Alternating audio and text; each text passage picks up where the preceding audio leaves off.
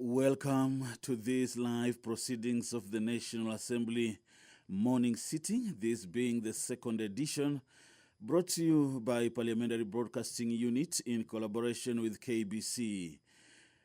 This Wednesday, the 18th October, my name is Geoffrey Kwatemba.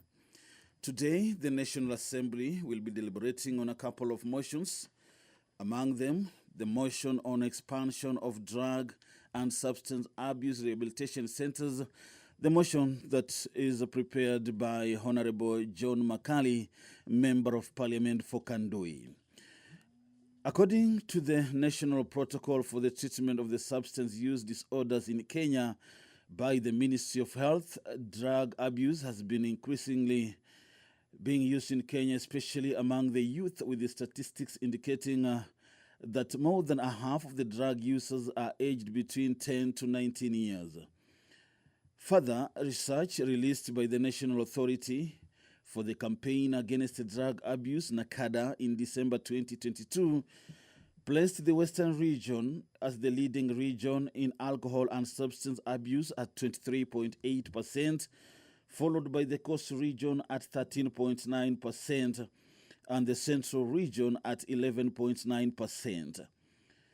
The high level of drug abuse in the Western region is attributed to the illegal entry points from the neighboring countries and unlicensed establishments, especially in Bungoma and Busia counties, with the statistics indicating 2 out of every 5 establishments in Bungoma operate illegally.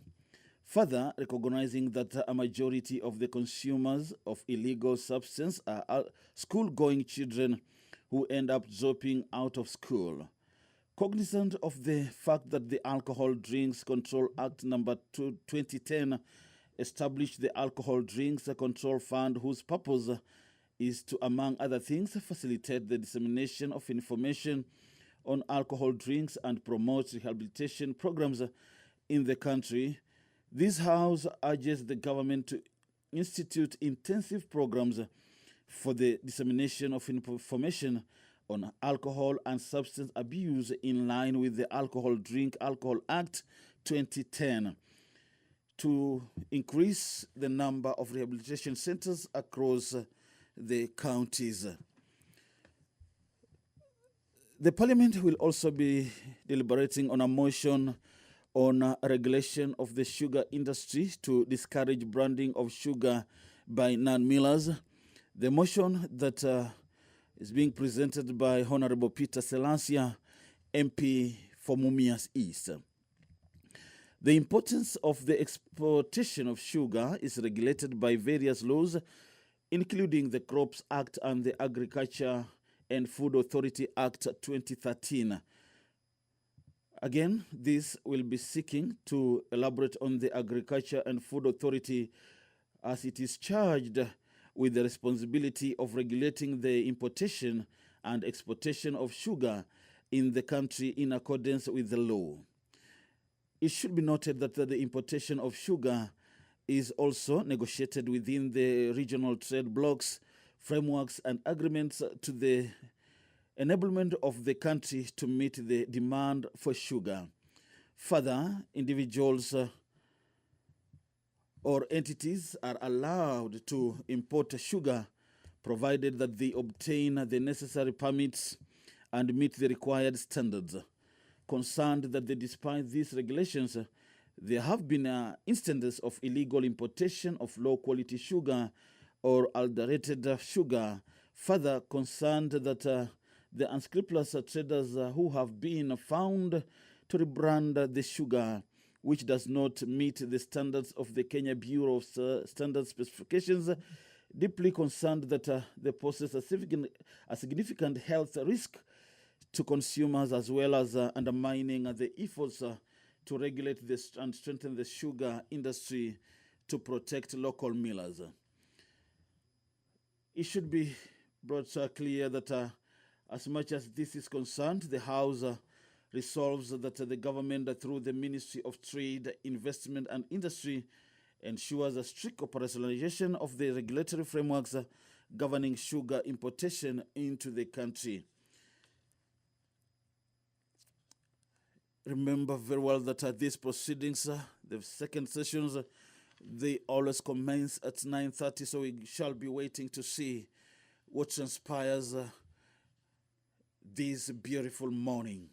Again, on the order paper, there is the Gold Processing Bill, National Assembly Bill number 46 of the year 2023, the bill that will be going its first reading, and it will be presented by the former member of Parliament, Bernard Shinali was the creator of this bill, the bill on the gold processing, bill number 46 of 2023. There shall be the Independent Electoral and Boundaries Commission Amendment Bill, Bill of the National Assembly number 50 of 2023, the bill that will be going its first reading, presented by Laikipia East Member of Parliament, Honorable Mwangi Kiunjuri. There's also a motion this morning, a motion on the action to address the recent surge in road accidents in the country, the bill that is presented by Honorable Naomi Wako, Member of Parliament for Marsabit. The National Transport and Safety Authority Act 2012 provides for the establishment of the National Transport and Safety Authority, NTSA, and the authority, in line with the Section 4 of this act, plays the critical role in ensuring the provision of safe, reliable, and efficient road transport services. It should be made clear that this has been an alarming surge in the road accidents and in the recent past, resulting in the loss of life, injuries, and damage to the properties. Further, the concern that the authority has not efficiently and fully performed its functions in regulating safe and reliable transport services, especially in dealing with the public service vehicles. Noting that a poor maintenance of the motor vehicles and lack of the proper regulations are leading contributors to the marked increase in road accidents, deeply concerned that the school-going children are increasingly becoming victims of these road accidents, recognizing that it is the responsibility of the authority to ensure adherence to the road traffic rules.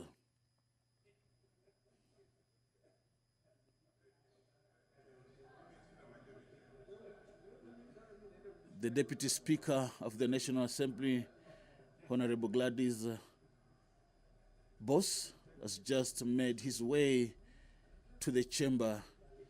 So I'll be taking you back to the chamber for the opening prayers, and later on see if the proceedings will be proceeding, if the quorum has already been achieved. Back to the chamber. In your wisdom and goodness have appointed the officers of leaders and parliaments for the welfare of society and the just government of the people. We beseech you to behold us with your abundant favor, as your servants whom you have been pleased to call for the performance of important trust in this republic. Let your blessings descend upon us here assembled, and grant that we treat and consider all matters that shall come under our deliberation in so just and faithful a manner as to promote your honor and glory, and to advance the peace, prosperity, and welfare of our country and of those whose interests you have committed to our church. Amen.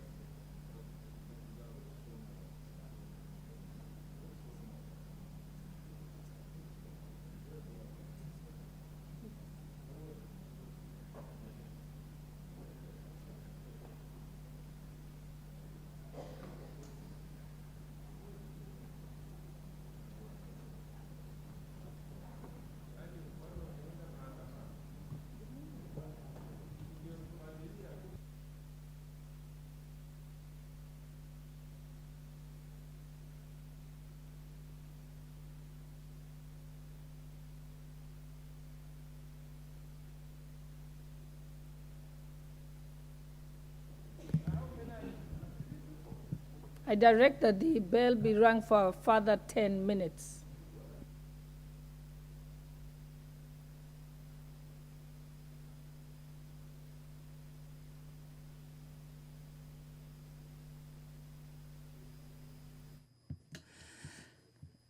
The Deputy Speaker, Honorable Gladys Boss, has just directed the bell to be rung for 10 minutes, an indication that the quorum has not yet been reached.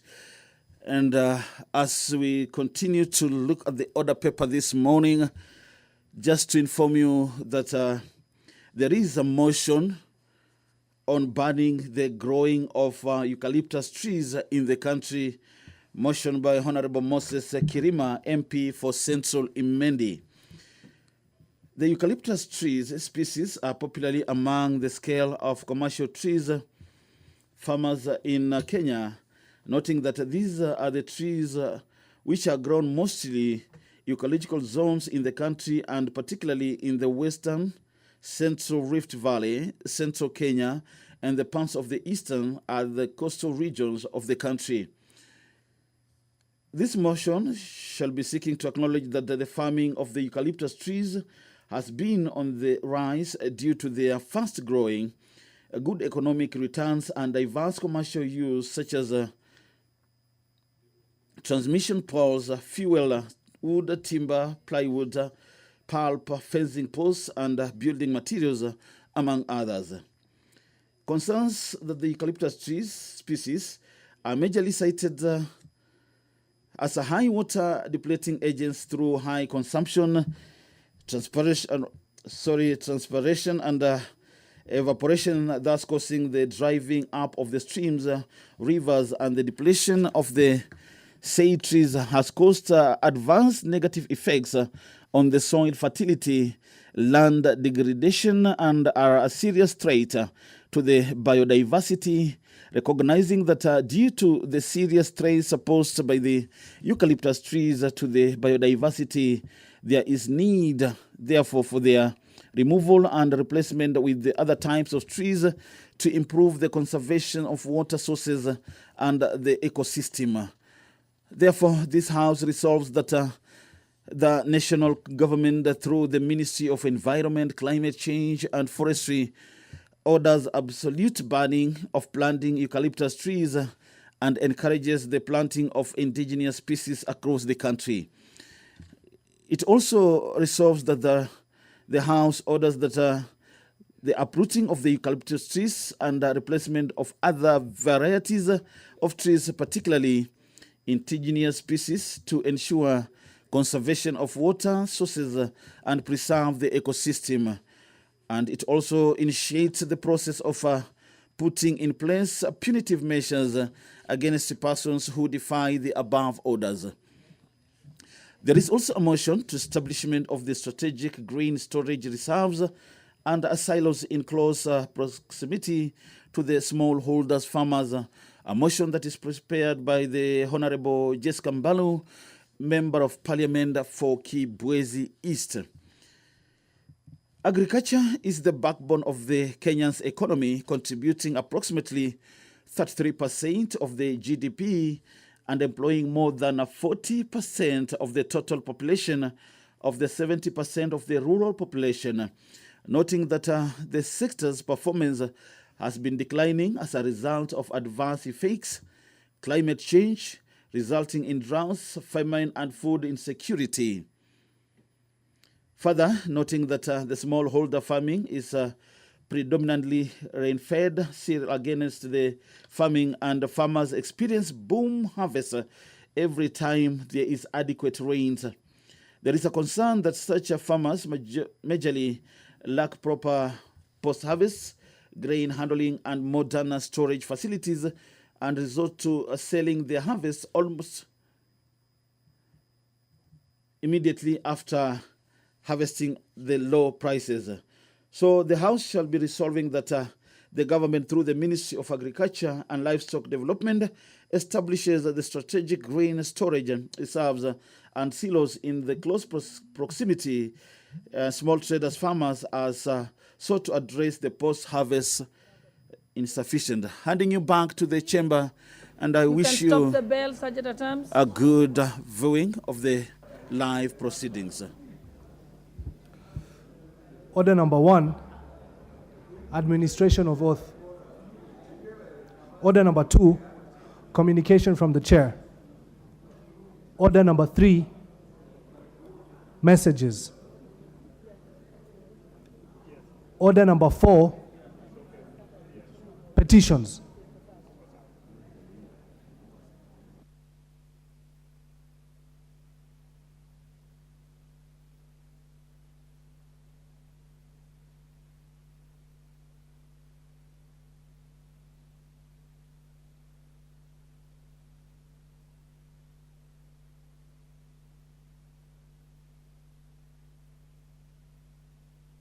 No, we're not going to the questions. We're going to number that.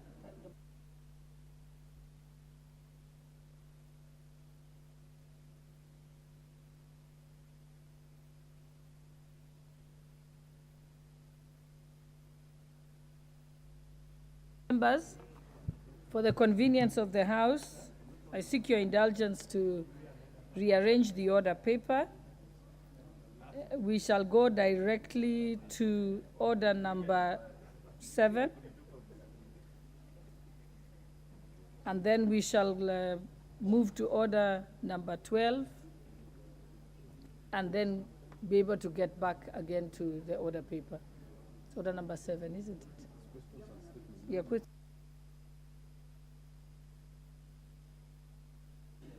Seven and 12. 7 and then 12.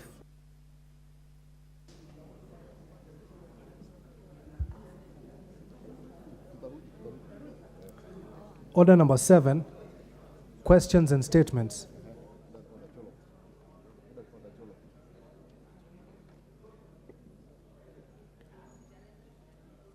Order number 12, motion, action to address the recent surge in road accidents in the country.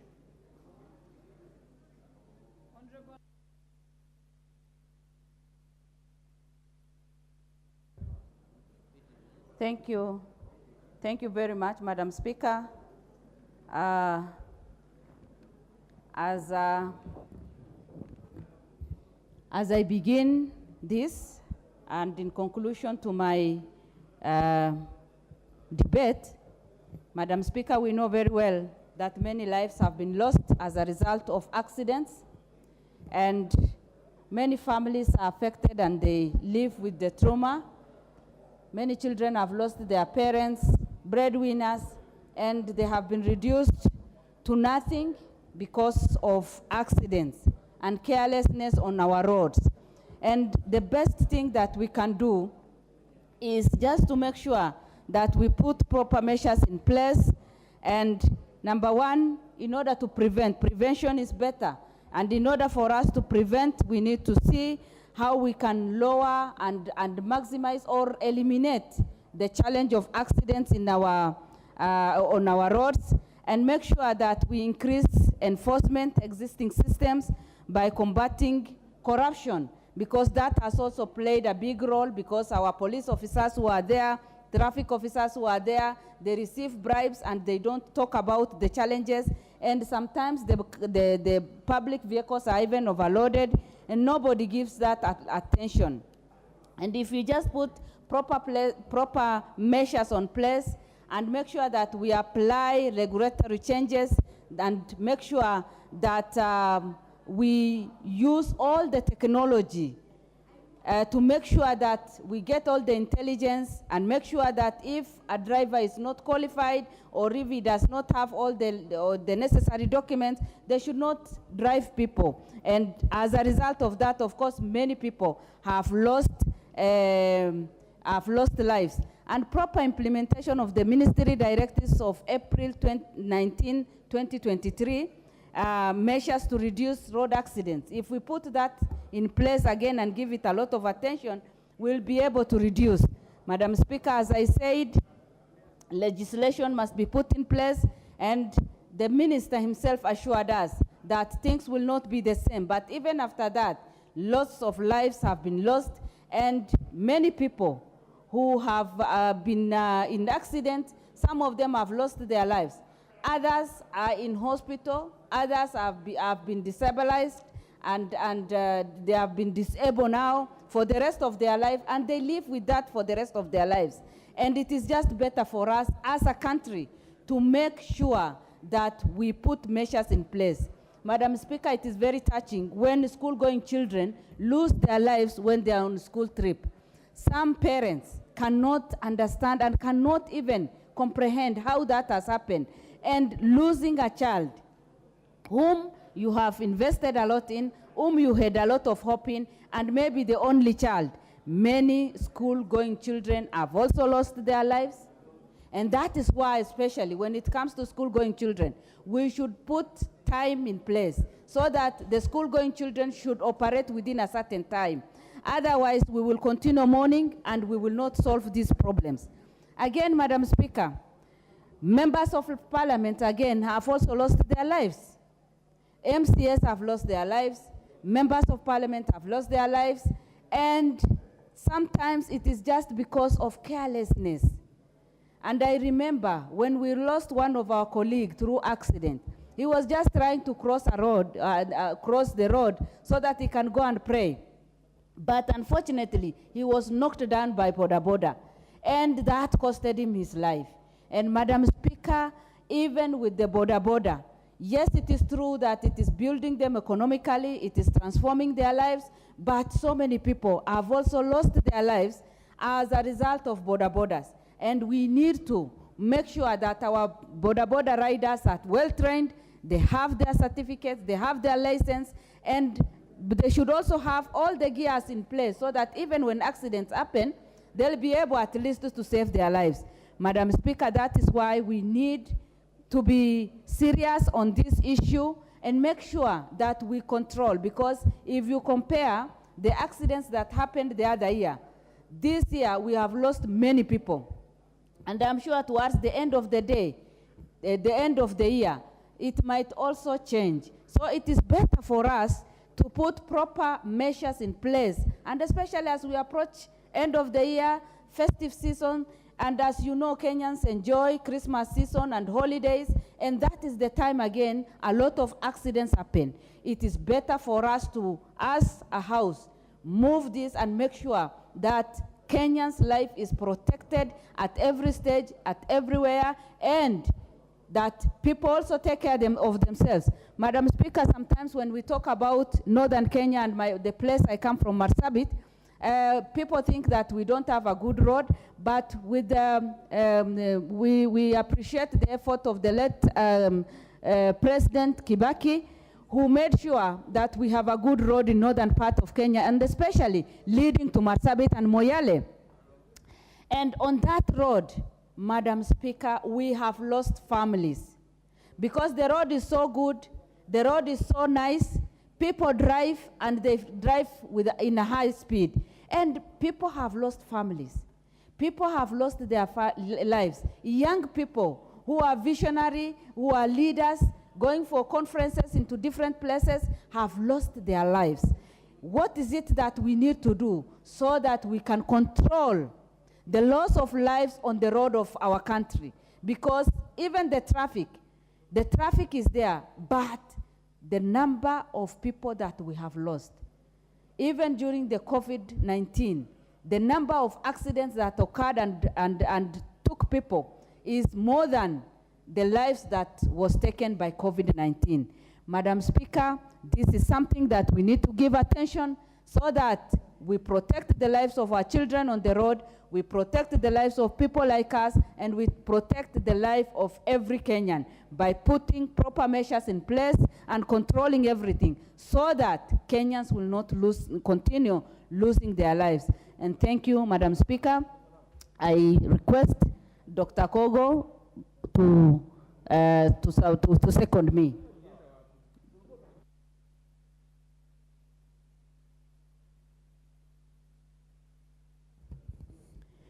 Thank you so much, Honorable Speaker. I rise to second this very important motion by the Honorable Wako on action to address the recent surge in road accidents in the country. Honorable Speaker, The scourge of road carnage is not new to this House because it has been previously discussed, and it is a matter of national concern, Honorable Speaker. It is very, very important that as a nation we look at this matter seriously, as a House we look at it seriously, and put measures in place, as has been well articulated by the mover of this motion, that attention need to be given to this matter, specifically now that we are moving into the festive season where Kenyans will have to travel back and forth. Our schools are just closing in a week's time, and it is really very important, Honorable Speaker, that as a nation, we address and take seriously the matter on matters on road safety so that we keep Kenyans safe. With that, I second. Thank you.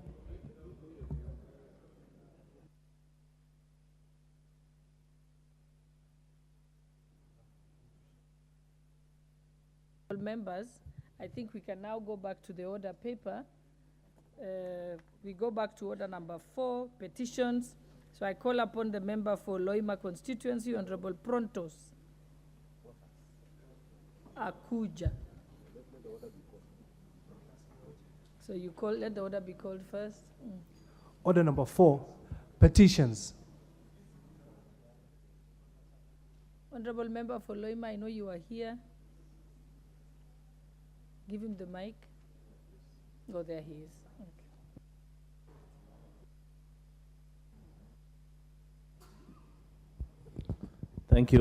Thank you, Honorable Speaker. Honorable Speaker, I rise to present a public petition, petition number 48 of 2023, regarding compromised safety standards of planes operated by Skyward Express PLC. I, the undersigned, on behalf of the concerned citizen, the Republic of Kenya, draw the attention of the House to the following: that Skyward Express PLC is based at Wilson Airport, Nairobi, and among other services offers scheduled local flights to various destinations within the country, from Wilson Airport, Nairobi to Kitale, Kakamega, Mombasa, Lamu, Eldoret, Diani, Lodwar, and Malindi. That in the recent past, the plane's minimum flight safety standards has been a concern as experienced during isolated incidences as mishap in landing gear, and easy sound from the engines and parts of plane during mid-flight, and smoke emanating from the wings. That further to the concerns regarding safety standard of the planes, the Skyward Express Flight PLC charges exorbitant ticket prices that are higher than any other airline flying similar routes in the country. Honorable Speaker, that safety standards of the planes operated by the airlines are allegedly compromised and pose a danger to the lives of the citizens of Kenya. That efforts made to have the Kenya Civil Aviation Authority address the matter has not been fruitful. That the issues in respect of which the petition is raised are not pending before any court of law or any constitutional or legal body. Therefore, Honorable Speaker, your humble petitioners pray that the National Assembly, through the Public Petition Committee, 1, makes an inquiry into all matters raised in this petition, which are on the view to ensure that the Kenya Civil Aviation Authority undertakes an urgent safety inspection of all aircrafts operating under Skyward Express Airlines. B, mandatory and regular maintenance of aircraft is satisfied by the authority. And number 2, makes any recommendation or actions it deems fit for addressing the flight of the petitioners. And your petitioners will ever pray. Presented by Honorable Professor Akuja MP Loima. Thank you, Honorable Speaker.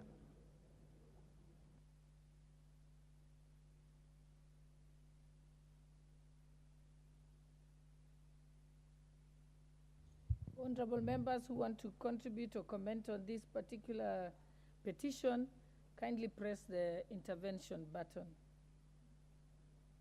I can see the Honorable Member for Mwingi West, Honorable Charles Ngusia. Yes, thank you, Madam Any Speaker. member who want to pull out your card, if you're press your intervention button if you want to contribute to this particular one. Thank you, Madam Speaker, for giving me this opportunity to ventilate on this petition presented by the Member of Parliament, Loima constituency. Madam Speaker, where there is smoke, there is fire. And I've used Skyward Express many times, and I have observed with concerns a lot of attention, a lot of concerns raised by the member here. Recently, we flew, and this is an airline which doesn't even allocate you seats. You sit randomly where you want to, as per the the guidelines of Kenya Civil Aviation. Number two, these airlines sometimes it lands quickly in the airport without even any inspection, anything, it takes off again to another destination, Madam Speaker.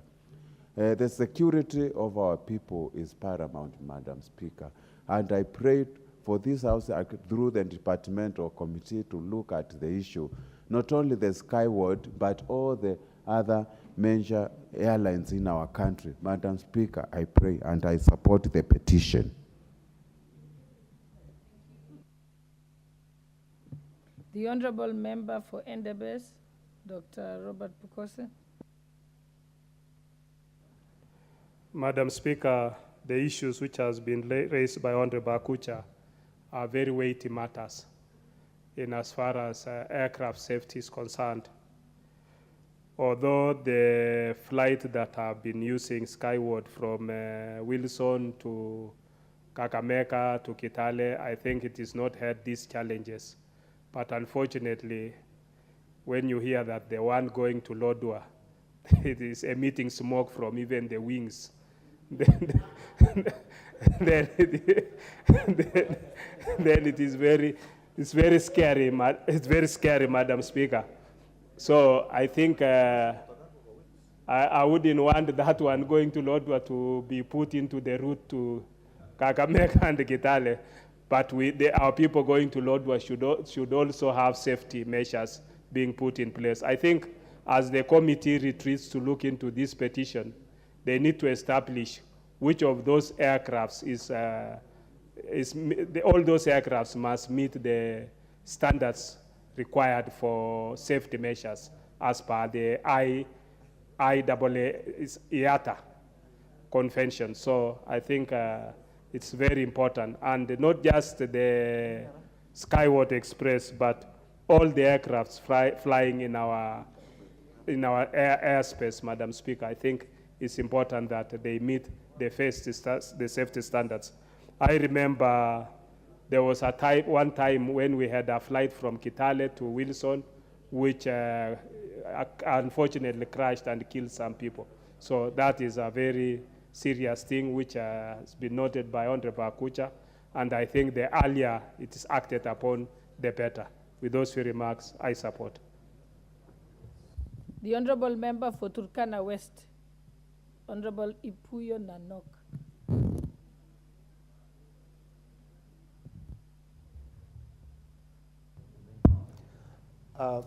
Thank you, Madam Speaker, for the opportunity and the chance to weigh into this petition.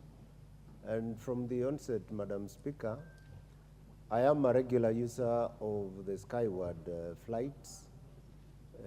It is the only airline that operates the route from Nairobi to Lodwar, and it has enhanced and improved our movements. However, Madam Speaker, it is a serious concern, as observed in the petition, the question of safety of those flights.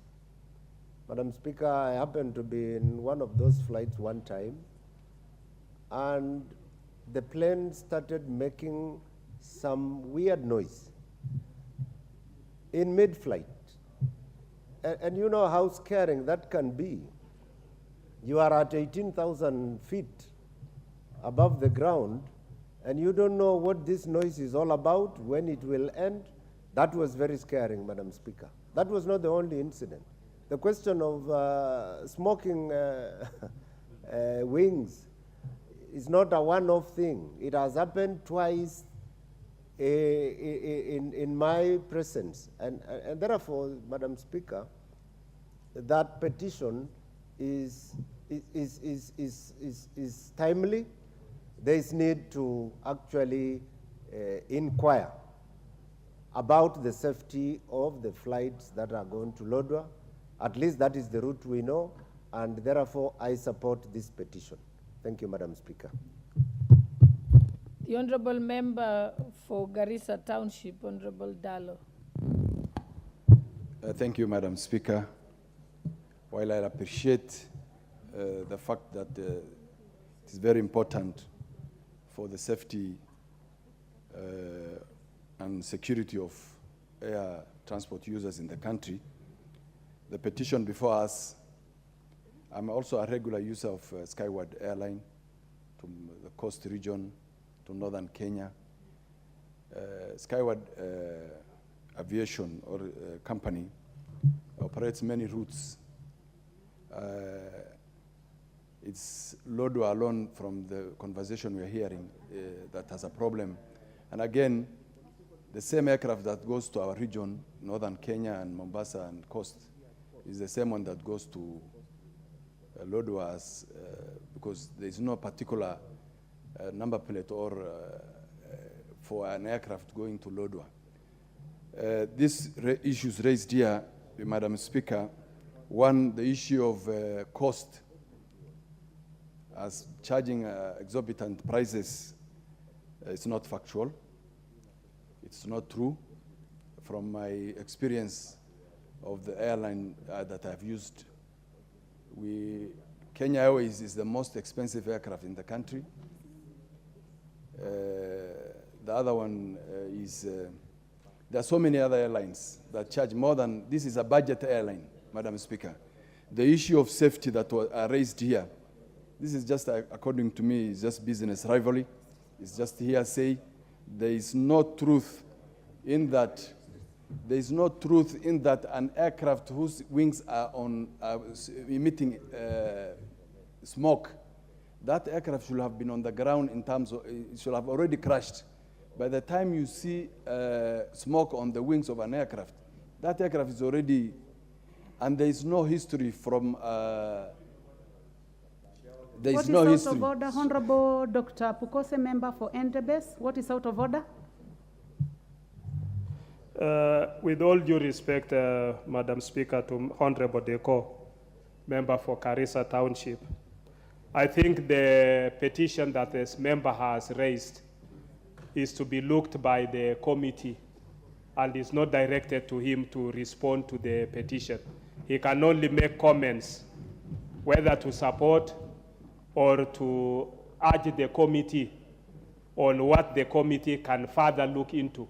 But when you give a response to a member's petition, I want you, Madam Speaker, to declare that the member is completely out of order.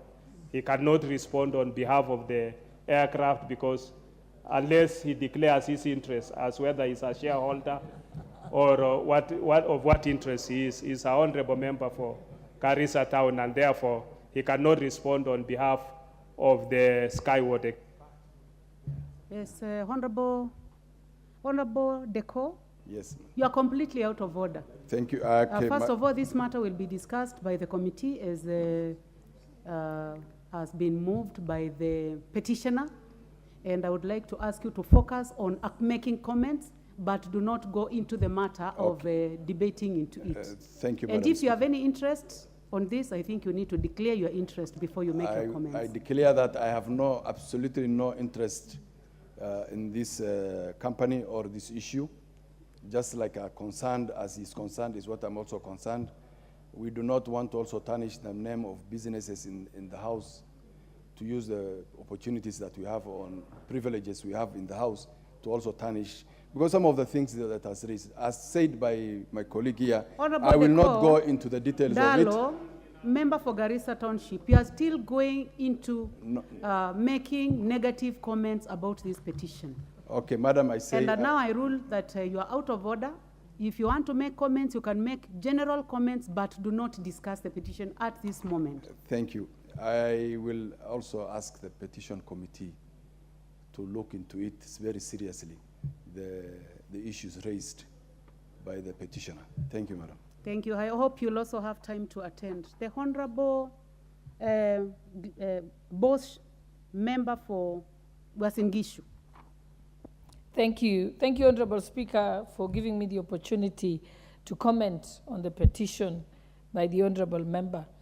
In as much as I do support the interrogation of any matters in the country that affects members of the public by this House, it's also important that this House should concentrate on the places where the problem lies.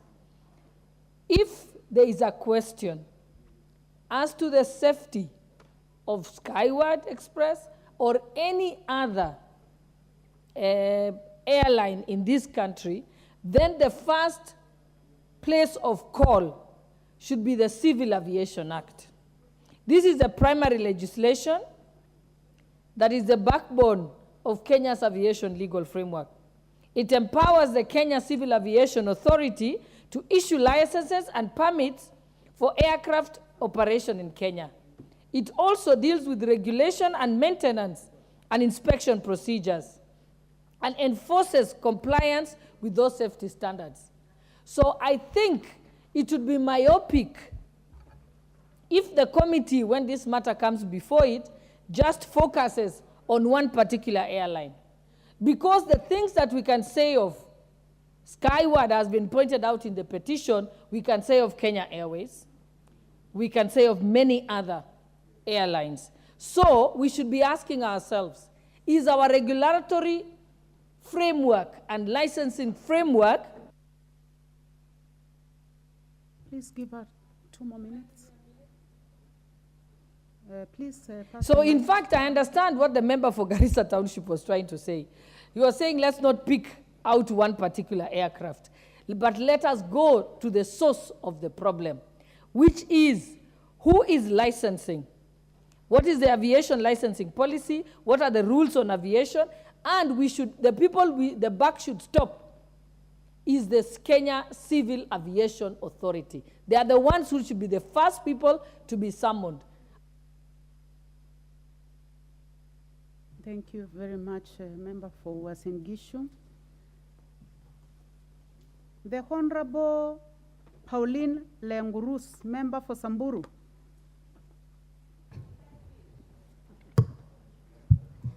Thank you, Madam Speaker, for giving me the chance to stand up and support the motion.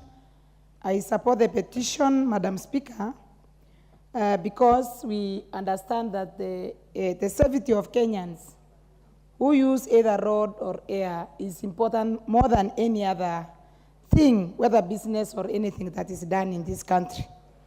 So I really stand up to support the petition because we put crucial importance to the safety of Kenyans, and especially the ones who use the air transport more frequently, as raised by the member from Turkana.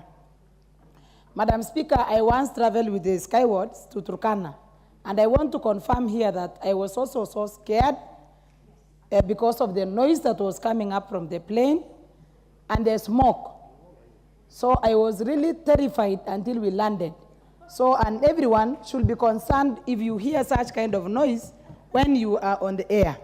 So, Madam Speaker, I think this is something important that needed to be looked at by the Transport Ministry and the Committee on Transport, because if it didn't happen, let us not wait for something bad to happen to Kenyans in this country, especially those who use the airline more frequently.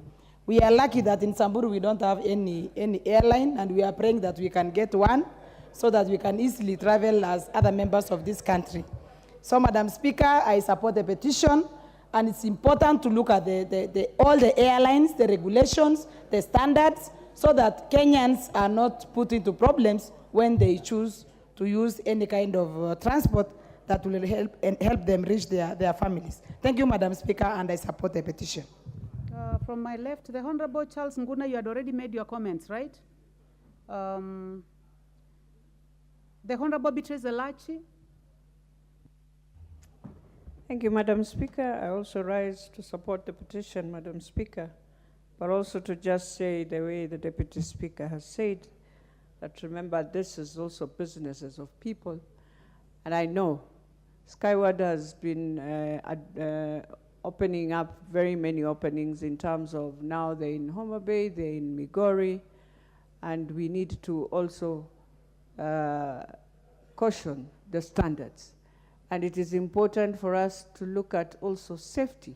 And I know yesterday, Madam Speaker, we talked a lot about safety and regulations and looking at how we amend the Treaty of East Africa. But more importantly, now let us start with our own domestic laws and our own domestic regulations on how we deal with domestic flights that fly within our country that we use quite often when we are flying in the western sides, in the eastern sides.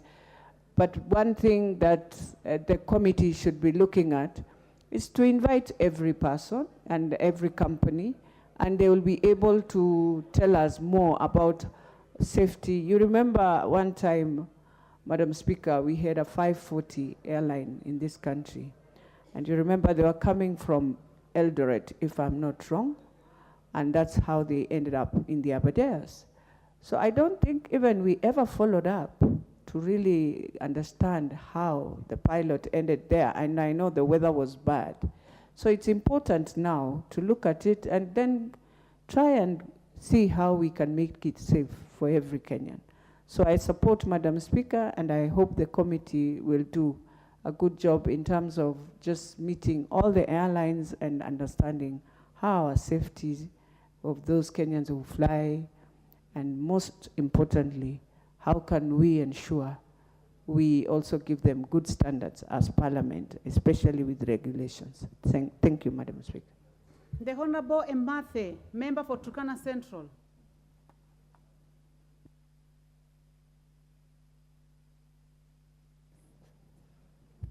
Madam Speaker, I thank you. The matter at hand that we are discussing is very important and integral to our safety as Kenyans. Number two, Madam Speaker, the airline we are discussing needs to be one of an example to the rest of the airlines to help us understand if the aircrafts we are using are really in good condition. Because sometimes when you get into these aircrafts, the noise that comes from outside into the aircraft is a nuisance and actually frightens. Number two, sometimes you get not to understand how the aircraft just behaves in a bad situation in the air. Sometimes the buoyancy is too terrific and frightening. But all in all, we need to understand if the regulator can give us a record of the maintenance and even the longevity and the time that these aircrafts have been used since they were purchased. I understand some are even, they come into Kenya when they are already in use or used elsewhere. And Madam Speaker, this is just but a word we are sending out, the petitioner is sending out that we need to be careful that anytime soon we could experience an accident, God forbid. And if it so happens, then it must come into record that today the petitioner has communicated that the airlines, the aircrafts must be careful in what they purchase and even on the manner in which they maintain the aircrafts. On the other side, Madam Speaker, the kind of monopoly that is happening across the charges that are being levied on the passengers is also on the higher side. And I will request that this also comes into the regulator to see how prices can be regulated so that the consumer or the users of these airlines are also cushioned. Madam Speaker, I support the petitioner and submit. Thank you.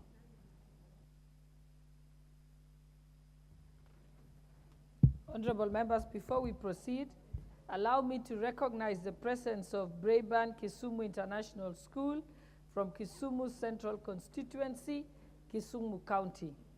They are seated in the public gallery.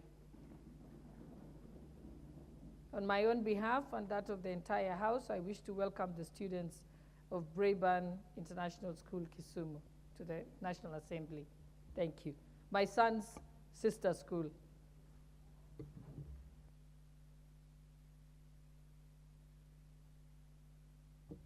Honorable Member for Lamu East. Asante Bi Speaker.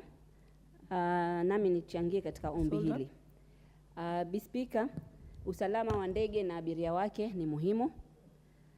Hakuna mtu anataka kukose usalama. Ndege ni ghali na maisha ya binadamu ni ghali. Kwa hivyo kila mtu anaitumia, na hata wale ambao hawatumii wanataka usalama wa ndege uangaliwe na abiria wake. Bi Speaker, Kenya Civil Aviation Authority wanatoa certificate inaitwa Certificate of Airworthiness, na certificate hiyo kila baada muda wanafaa kutoa tena. Kwa hivyo kama kuna matatizo ya ndege, inamaanisha tatizo liko kwa Kenya Civil Aviation Authority, si kwa mwenye ndege, kwa sababu wao wana inspectors, lazima waende waka-inspect, wao ndio wanatoa license, wanaenda na hiyo ndege juu ya anga kabla wapeane hiyo license. Bi Speaker, nilikuwa nataka niutoe ushauri. Ushauri wangu, tuweke wataalamu katika hiyo petition committee ambao watasaidia hiyo petition, kwa sababu kuna vitu vingine kama ukitoka moshi, kama kuna combustion lazima itoke moshi. Haiwezi kuwa na combustion ikiwa hakuna moshi. Pia kuna tofauti ya turbine engine, turboprop na zingine. So unaweza kuwa umezoea zile ndege za kama Kenya Airways, hizi za hizi tunazotumia sana za Kenya Airways, ikawa zile hazitoi moshi, unategemea ukienda na ile turboprop isitoe moshi. Hapo paka iangaliwe vizuri. Bi Speaker, hii issue ya kusema ghali au mwanzo twende kwa huu usalama, kitu kama inaweza kutokea incident, na incident zinatokea, zile ni machine. Kama ni kwa sababu ya incident moja ya sauti labda imetokea, mimi ningeomba, ushauri wangu, kamati iangalie ndege zote za Kenya, hususan General Aviation, kwa sababu hata Kenya Airways ishawaitokea ikienda Mombasa, hapa wabunge wakiwa ndani ya hiyo ndege ikakuwa na shida. Mbona hatusemi Kenya Airways ilikuwa na shida? Hii inakaa kama kutarget one airline. So tufanye generally ndege zote ziangaliwe, usalama wa ndege zetu za Kenya uangaliwe vizuri. Bi Speaker, kwa mtu akisema bei ile hujalazimishwa kupanda. Na ukisema bei inaonesha tofauti ya usalama sasa huko na bei. Sasa shida ni bei au shida ni usalama? Maana mtu akiweka bei hapo inaleta shida. Yeah, I can declare my interest. I'm from aviation industry. Yeah. What's your point of order, Honorable Chepkonga? Yes. Nitasema ndege inatoa moshi.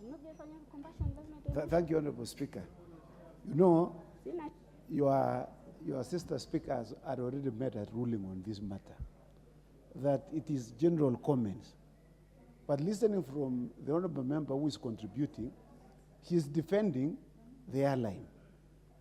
Notwithstanding the fact that she has declared her interest, that she has some information about airlines. If she has any information, let her go to the committee. But the petition was approved by the Speaker. It is well suited for this House. The chair of the petition was here. We hope that she is going to do justice. And if she wishes to comment about the airline, and you know, the Honorable Speaker, you know, you spoke very well here. In fact, you pointed out that the Kenya Civil Aviation Authority, which is charged with the responsibility of ensuring airworthiness of planes, that should have been the first port of call. But since it is in the House can call KCAA so that it can look at all these issues. But it will be unfair to contribute in a manner that you are opposing the petition. Okay, Honorable Chepkonga, you've made it clear, but this is not similar to the case of the earlier ruling by the Speaker who was on the seat. I think the honorable member, Honorable Captain Zueda, is simply carrying on the conversation that the inspection is normally done by the Kenya Civil Authority. I think that was her trajectory. And I think she's on that trajectory, and I'll allow you to complete, Honorable Zueda. Asante, Bi Speaker. Ningeomba basi hii bunge itilie mkazo upande wa air safety na iwe generally, lakini isilenge kampuni moja, kwa kampuni zote, kwa sababu sisi tunatumia hizi kampuni zote na it will not be fair kuangalia tu kampuni moja. Asante. Okay, thank you, honorable members, for contribution on that. Now we can proceed to the next order. I only allowed Captain Rueda since she's from the industry. Order number 5, papers.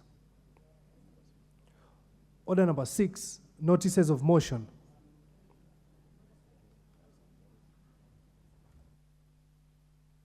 That notice of motion is again by Honorable Captain Rueda, member for Lamu East. You may proceed with your notice of motion. Thank you. Hon Speaker, I beg to give notice of the following motion. That aware that Article 329 provide the national security organ, including the Kenya Defence Force, further aware that the Kenya Defence and Kenya Special Forces play an indispensable role in promoting and safeguarding nation security in accordance with the Constitution. Recognizing that members of the forces face life-threatening risk as they carry out their duty to protect our citizens, particularly in high-risk and volatile areas.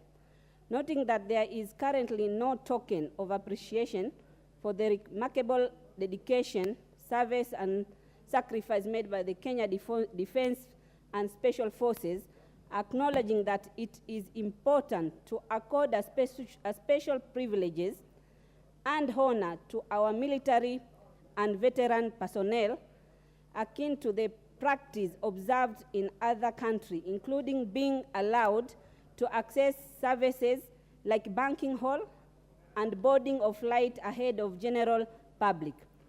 Further acknowledging that this practice will not only instill a sense of pride among the Kenya Defence and Kenya Special Forces personnel, but also enhance their morale and motivation, hereby boosting their performance and commitment to our national security.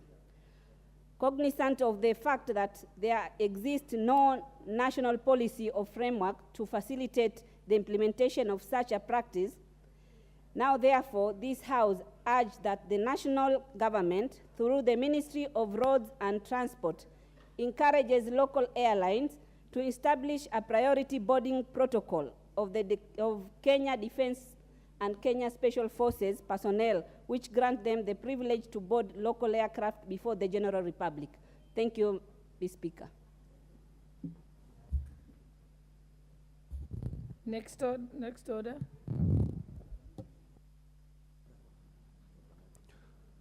Order number 8, motion. Expansion of drug and substance abuse rehabilitation centers. Question to be put. We move to the next order.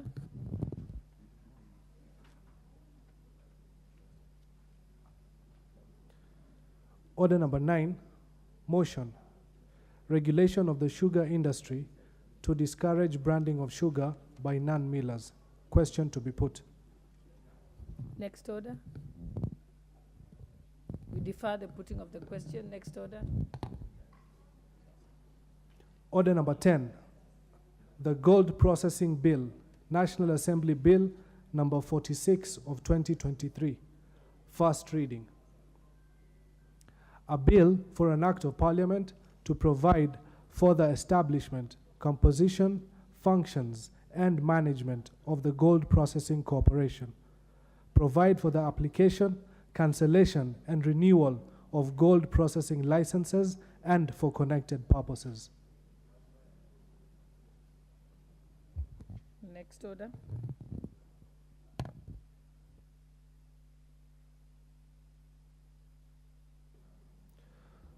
Order number 11, the Independent Electoral and Boundaries Commission Amendment. National Assembly Bill number 50 of 2023, first reading. A bill for an act of Parliament to amend the Independent Electoral and Boundary Commission Act and for connected purposes. Next order.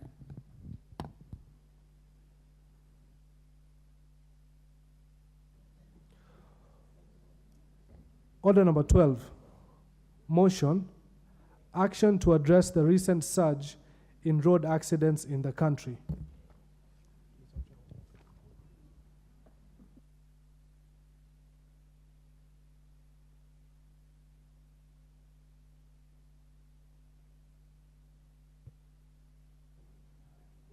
Honorable members, I wish to propose the question that aware that the National Transport Safety Authority Act of 2012 provides for the establishment of the National Transport Safety Authority, further aware that the authority, in line with Section 4 of the Act, plays a critical role in ensuring the provision of safe, reliable, efficient road transport services, and concerned that there has been an alarming surge in the road accidents in the recent past, resulting in loss of life, injuries, and damage to properties, further concerned that the authority has not effectively and fully performed its functions of regulating safe and reliable transport service, especially in dealing with public service vehicles, noting that poor maintenance of the motor vehicles and a lack of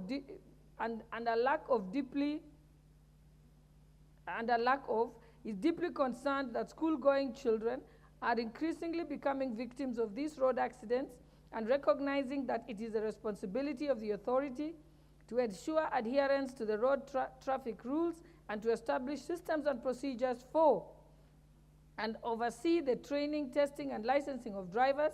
Now, therefore, this House resolves that the government, through the Ministry of Roads and Transport, undertakes a comprehensive overhaul of the transportation sector to provide for the proper regulation of the sector and ensure strict operationalization of the traffic regulations to provide a safer and more reliable transport sector. Will as many as of that, no, not yet, you may proceed. Okay, those who want to contribute to this particular debate, kindly press the intervention button, but I will start with the Honorable Joseph Majimbo, member Kalasinga, member of Kapuchai. Thank you very much, Madam Speaker. Madam Speaker, this is a motion of concern, and it is coming at the right time. This is the time, Madam Speaker, when Christmas is approaching, and again, coupled with El Nino. So many vehicles on the road, with a very slippery road all over the country, Madam Speaker. So a lot of concern has to be raised, and the motion should address this with a lot of keenness. Madam Speaker, looking at a fact of how some roads in our country are in this state, we want also to know how are roads going to be maintained. As I speak today, Madam Speaker, we are going to bury a young man tomorrow who was swept by water on a road across the bridge. Madam Speaker, the concern of this motion is well settled at this time. We are not forgetting also the controllers of the traffic on the road. Madam Speaker, sometimes we don't understand why some police officers go to the road. They go to the road, Madam Speaker, to collect money. Sometimes, Madam Speaker, the traffic officers don't even check the speed. They don't. They only go to the road, Madam Speaker, to ask the drivers, I'm also concerned, Madam Speaker, that some laws must be made strictly, in that even the vehicles must be checked when were they maintained last service, the vehicles. Some vehicles have surpassed service. They have never even changed oils for some vehicles. Brakes, Madam Speaker, very key to this vehicle, to these roads. So, and also, Madam Speaker, the vehicles are going to increase as we approach this December. We must be concerned about this. We have also to look at how PSV, public service vehicles, Madam Speaker, matatus, how they transport our people. Some of these drivers, when we have a lot of passengers, Madam Speaker, they tend to go more than 5 trips with one single driver. From Nairobi to Bungoma and back, same day, and then back to Bungoma, Nairobi and back. And the driver is asleep. They don't have adequate time. So laws must be very strict, Madam Speaker, on how many times one driver must go on a trip. And the adequate time to sleep and rest and sanitize. And run well this, Madam Speaker. If we don't make laws right, Madam Speaker, we're going to blame ourselves for this. We have issues, Madam Speaker, on how we even look at maintenance of these roads.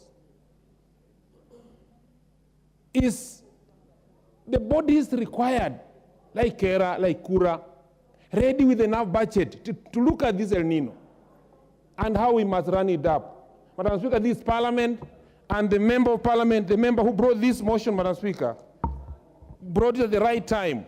So as people of Kenya, as legislators, as people who take care of the people who are on the ground, Madam Speaker, we must ensure that this motion sails and brings sense to the roads so that we save the lives of our people. Thank you, Madam Speaker. The Honorable Patrick Munene.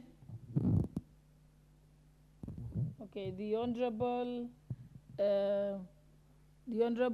Dorothy Kiara, nominated member from Meru.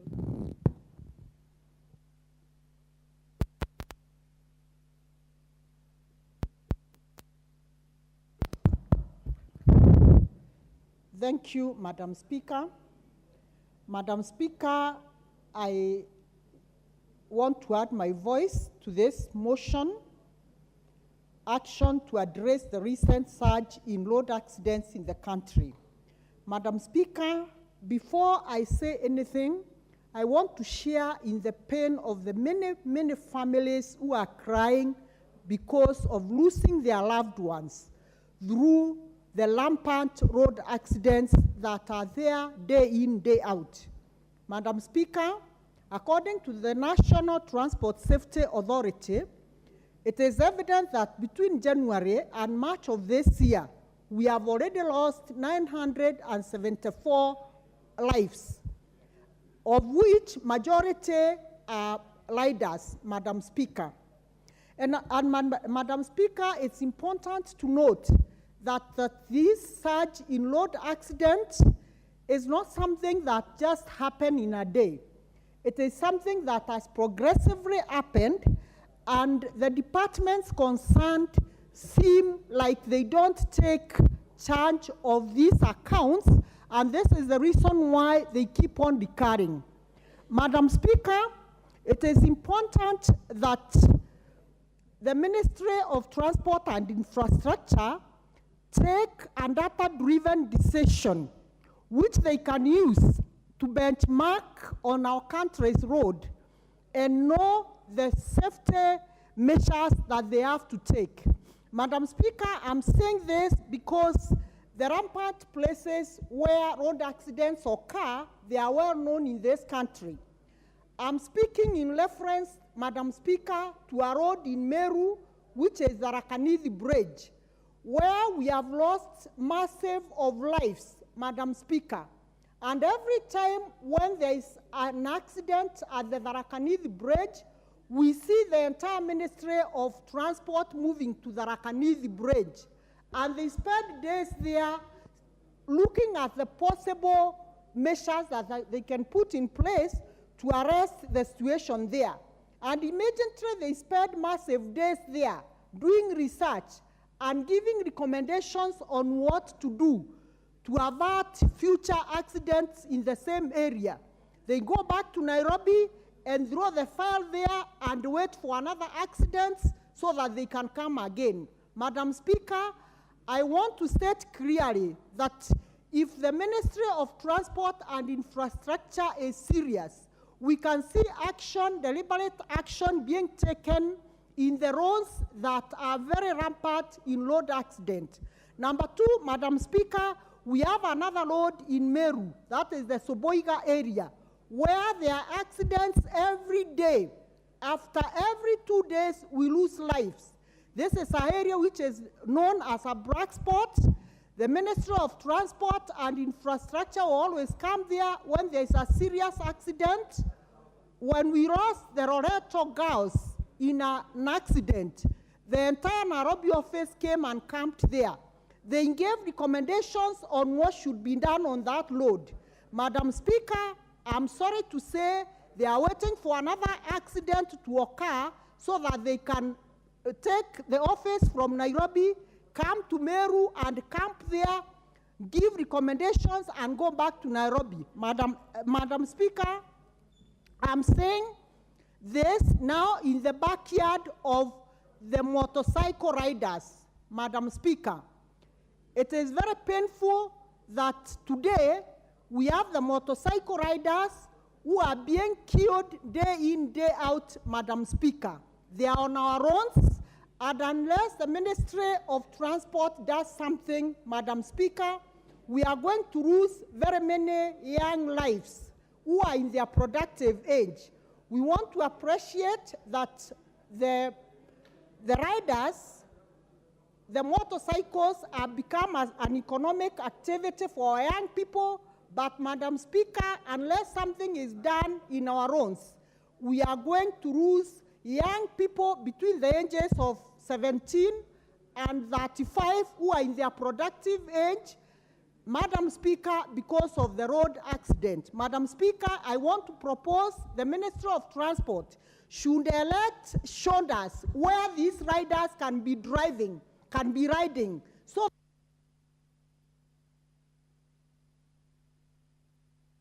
just give her a minute, please. Speaker, I'm proposing that we should come up with a very clear policy from the Ministry of Transport that they erect shoulders, just like we have footpaths, so that the riders can be riding on those shoulders in all the newly constructed roads. Madam Speaker, if we don't do this, we are sitting on a time bomb in our roads, and we will lose the productive people in the ages of 18 to 35. Madam Speaker, thank you very much, and I want to thank Madam Naomi Wako for bringing this very, very important motion. Thank you, Madam Speaker. The Honorable Catherine Omayo, member for Busia County. Thank you, Madam Speaker. I'm supporting this motion fully. We have lost so many lives.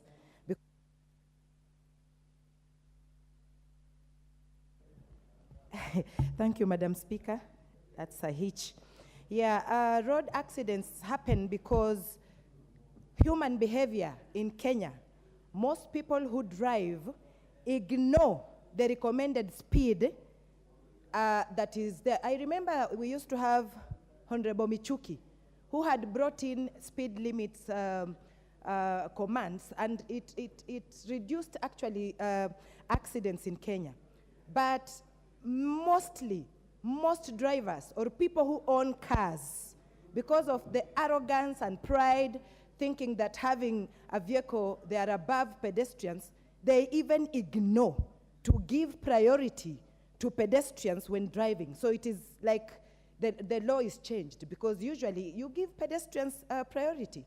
Because you have a car, you can reach where you want to reach on time, but the pedestrian has to really work double to be wherever they are going on time.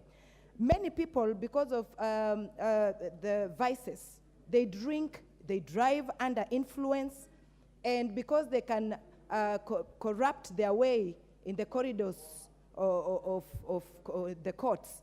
They cause accidents and bribe their way out and still repeat the same mistake. We have very many careless drivers who were taught in a compound how to drive. They know where the brake is, they know where the accelerator is, and go and buy a driving license. And they are out there driving, risking everybody's lives, including theirs. We also have minimal accidents on asphalt roads or gravel roads or dirt roads, because everybody, whether drunk or sober, they know this is not a proper road. Meaning we choose sometimes to cause accidents. If we can be more keen on asphalt roads than on tarmac roads, it means we choose sometimes to cause accidents. So, Madam Speaker, this particular season, we are facing Christmas and many other holidays towards the end of the year. And this is the time we record so many accidents. I think the people who are at the NTSA, if they reduced also being corrupt, the traffic police all over the roads, stopping vehicles and just receiving money and allowing reckless vehicles on the road, if we became so strict that anybody who is caught in an offense or in conflict with the law of traffic should face it, then we will reduce more accidents. We have border borders, we have bicycles, pedestrians, so many, especially in smaller towns, that are just killed like chicken, and it just goes like that. It is a high time we stood firm, and also even if it's somebody in the places of authority, like a member of parliament or a governor who has caused an accident, they should make sure that they take up the matter themselves, they go through the process, the pain, to make sure that the insurance companies also pay these people earlier. We have so many people living with disability because they got an accident and the insurance company took even 10 years to respond. That also makes it more difficult, and it causes a lot of mental health. So thank you, Madam Speaker, for this, and I support Honorable Naomi Wako for thinking right and bringing this kind of motion at the right time. The Honorable Member, Honorable Patrick Munene.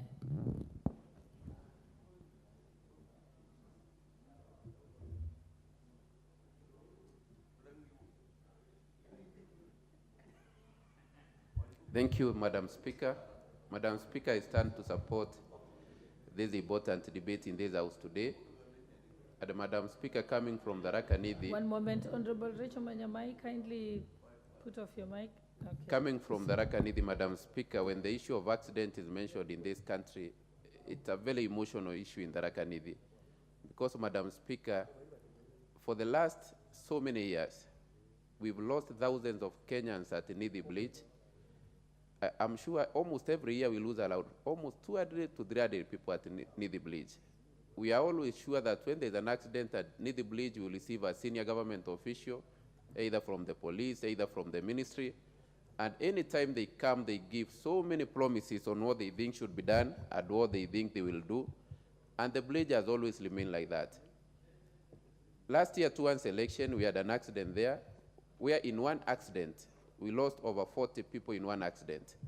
All government officials came, so many promises were given, but Madam Speaker, I can tell you up to today, nothing has happened at that place. At Nidi Bridge, almost every week, you must lose 2 to 10 people every week at Nidi Bridge. And it's a known story in this country, and it has remained like that. Madam Speaker, I've always wondered how much would it cost to have speed cameras on our roads? How much would it cost, Madam Speaker, to have a speed camera at Nidi? Because every time we have an accident at Nidi, the traffic police come, and when they take that vehicle to court, they say 40 brakes, worn out wheels, driver drunk, and that vehicle or bus or any vehicle came all the way from Nairobi through so many roadblocks. And finally, when it causes an accident, the report is very clear that the brakes were 40, the wheels were worn out, So you had all those roadblocks the vehicle came through. They did not notice worn out wheels. They did not notice a drunk driver. So, Madam Speaker, I think we're losing so many Kenyans carelessly on our loans. Recently, I was in Mombasa and I was having a discussion with some tourists, and they were telling me people from their country, I won't mention the country, are now getting scared of coming to Kenya because they are really losing their people on our loans. So it's a bigger picture. We're even losing tourism because of our careless and reckless driving on our roads. Madam Speaker, I think the issue of accident in this country is a matter that the government needs to take seriously. I don't think it will take too much to regulate our driving because, Madam Speaker, when drivers, I come from a place where I use the decorum. When people hear there is a speed camera or there is a speed police along the way, you can see how well they behave. So I think it has come a time, Madam Speaker, now that the country needs to invest heavily on road safety. We also need to control and regulate our driving schools because, Madam Speaker, we have funny driving schools in this country. In this country, we know it's easy to get a driving license even without going to any driving school. People are getting driving licenses. Within a day, in Kenya, you get your driving license. You have never been to any driving school. So, Madam Speaker, I think life is sacred. We've lost so many people. It has come to a time now that as a country, we need to take the issue of accident seriously. Madam Speaker, I support and I ask that the needy bleach be an urgent issue for this government. Thank you, Madam Speaker. Thank you. The Honourable Member for Karachuonyo, Honourable Andrew Okuome. Thank you, Madam Speaker, for giving me this opportunity. When we talk of road safety, and in particular road accidents, we have to realize that we are talking of human beings' life. People lose their lives on the roads. People die. They leave orphans, they leave widows, they leave us with the dead. And therefore, Madam Speaker, what I'm saying is that this particular motion is extremely important because it touches on human life. I'm saying this because I'm aware there are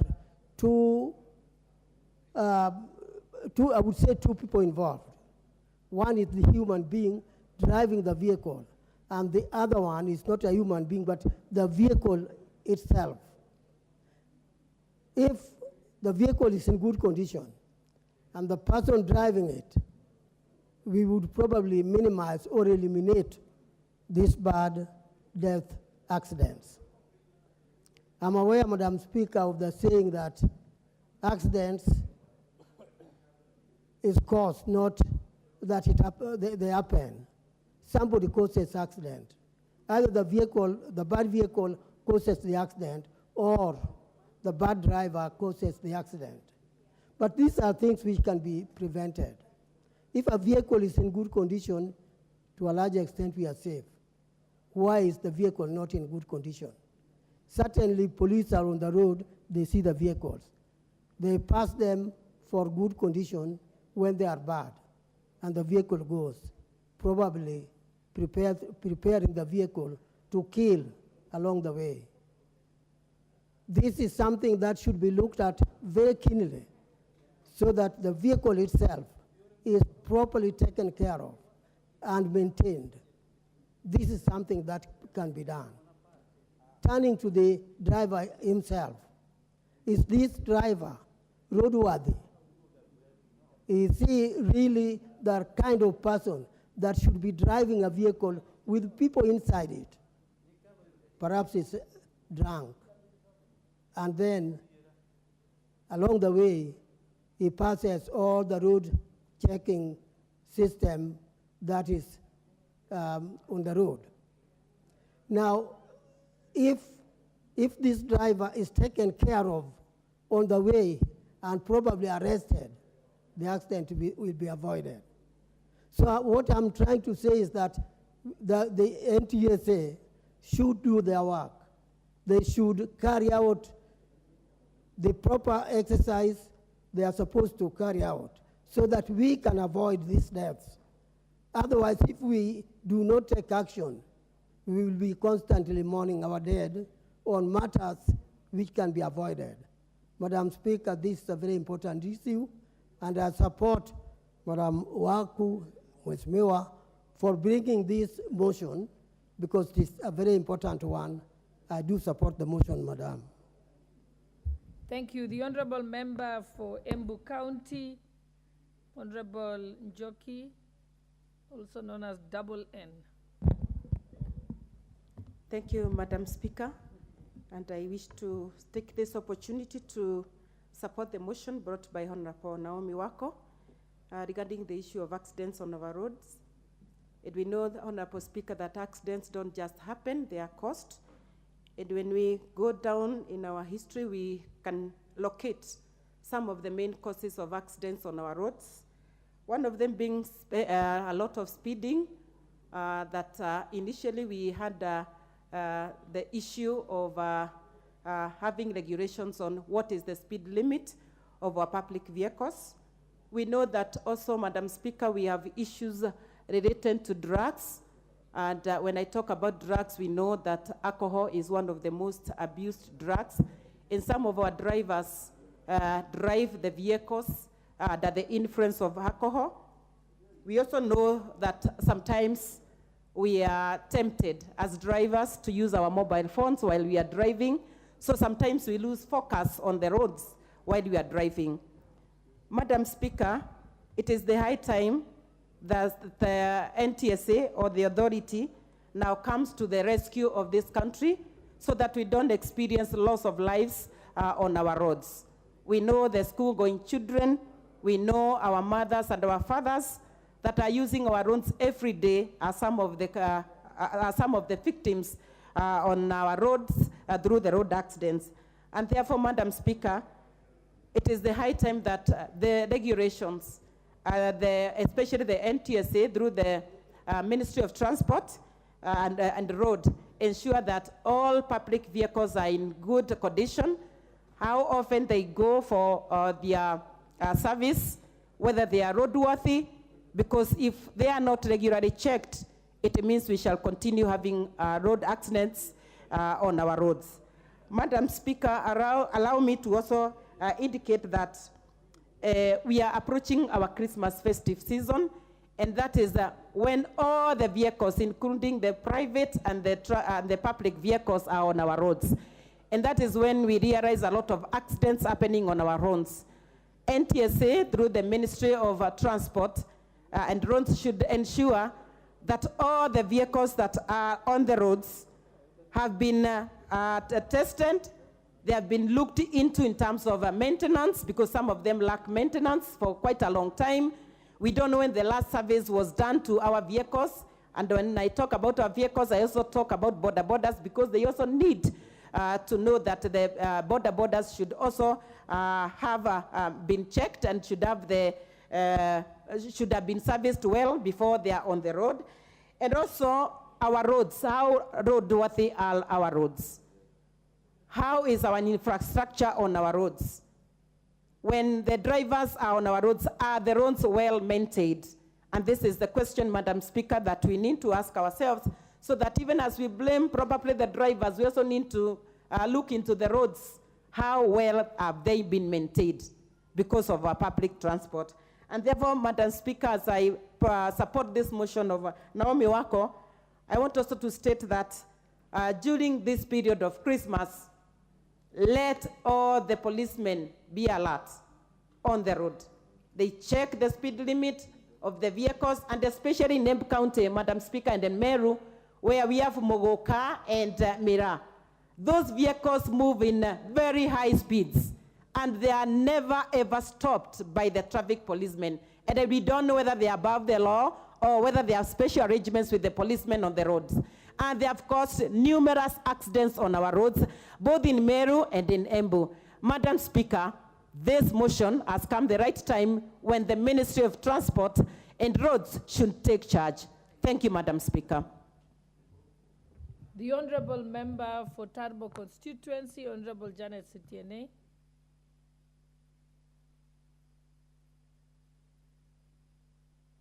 Thank you, Madam Speaker. No, let me just allow to let Honourable Jane Kihara. She is in dispense, and so she's able to seek permission in advance so that she can come to the house.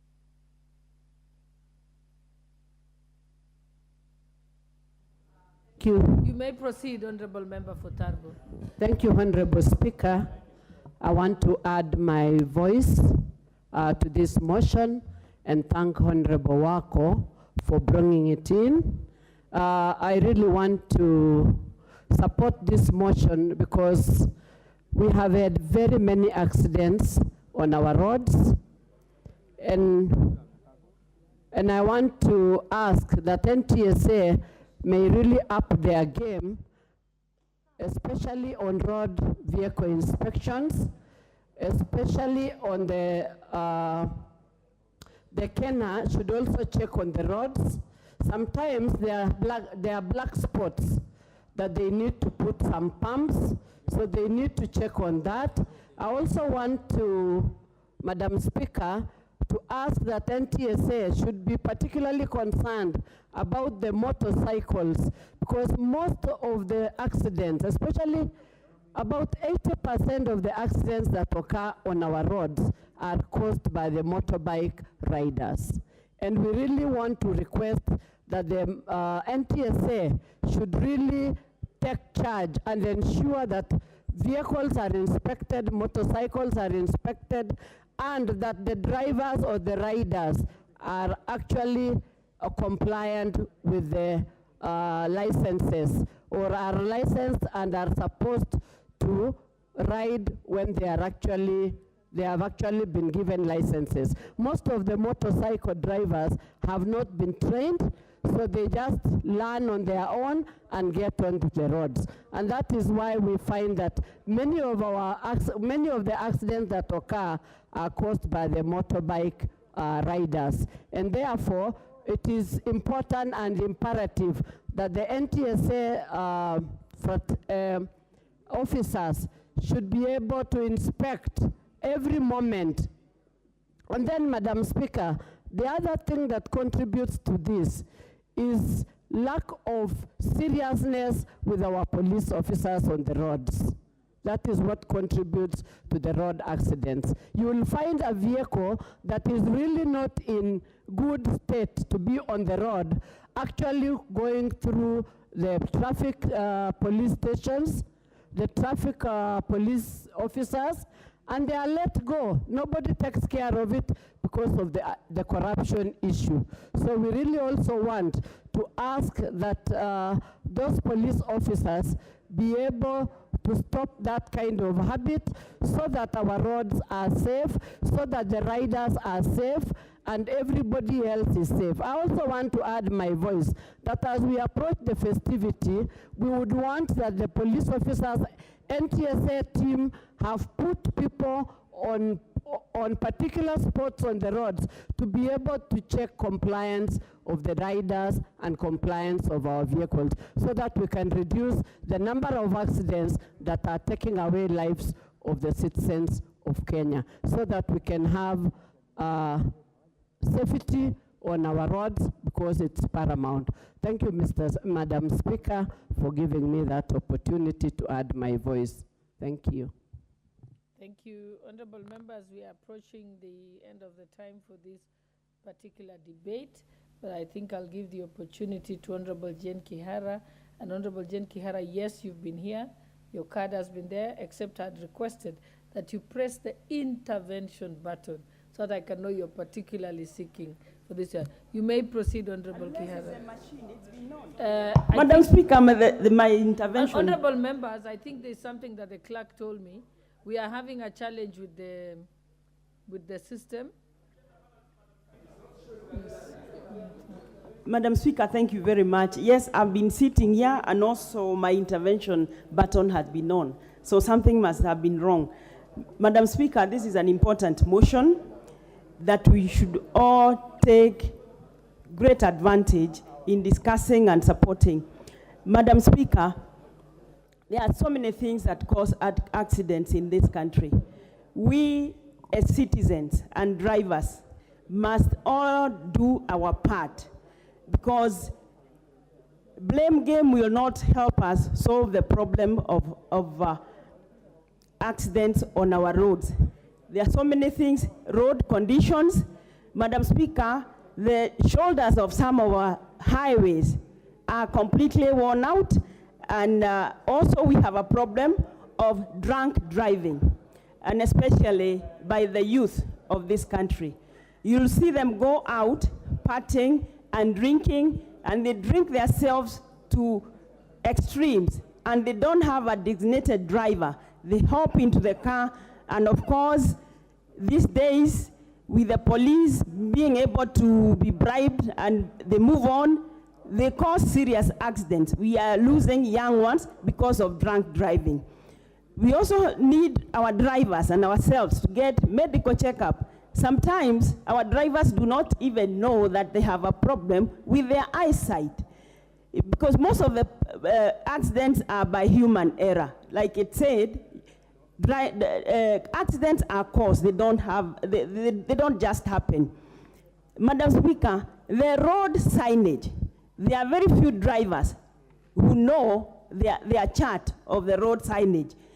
Also, the driving schools. I don't know what is taught these days in schools, in driving schools, because you'll see a driver where there is a climbing lane using the wrong side and flashing you. You're on the right side, flashing you like because he's overtaking on the wrong side.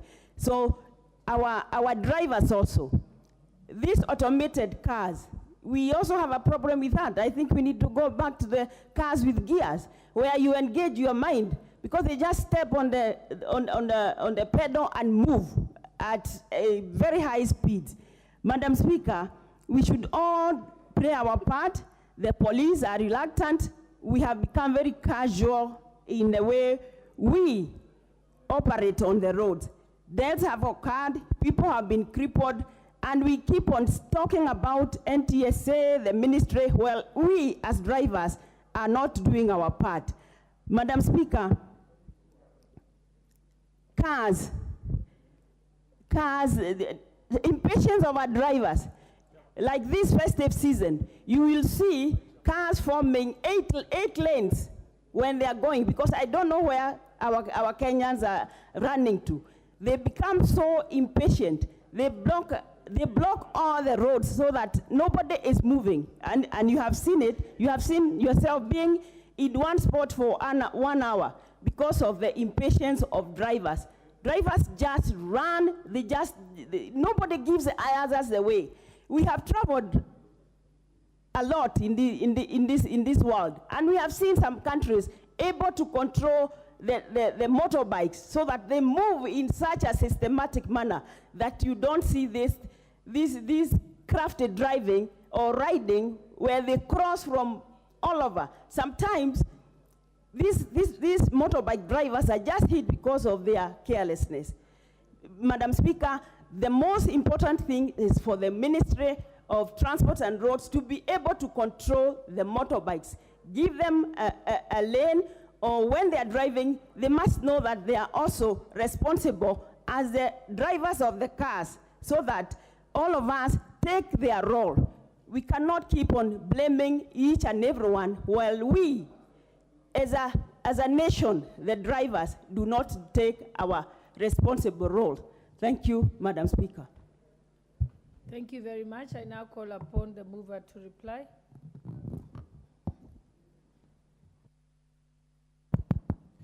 Thank you very much, Honorable Speaker. Honorable Speaker, on behalf of the Honorable Madam Wako, I want to reply and thank all the members that have contributed for this motion, and that all the issues that have been raised, from bad roads to bad drivers to bad cars to unconducive environment to driving licenses being issued to people who do not qualify, to the very many issues that have been raised in this House. I think I want to sincerely, on behalf of the Deputy Whip, thank you, members, very, very much for your contributions.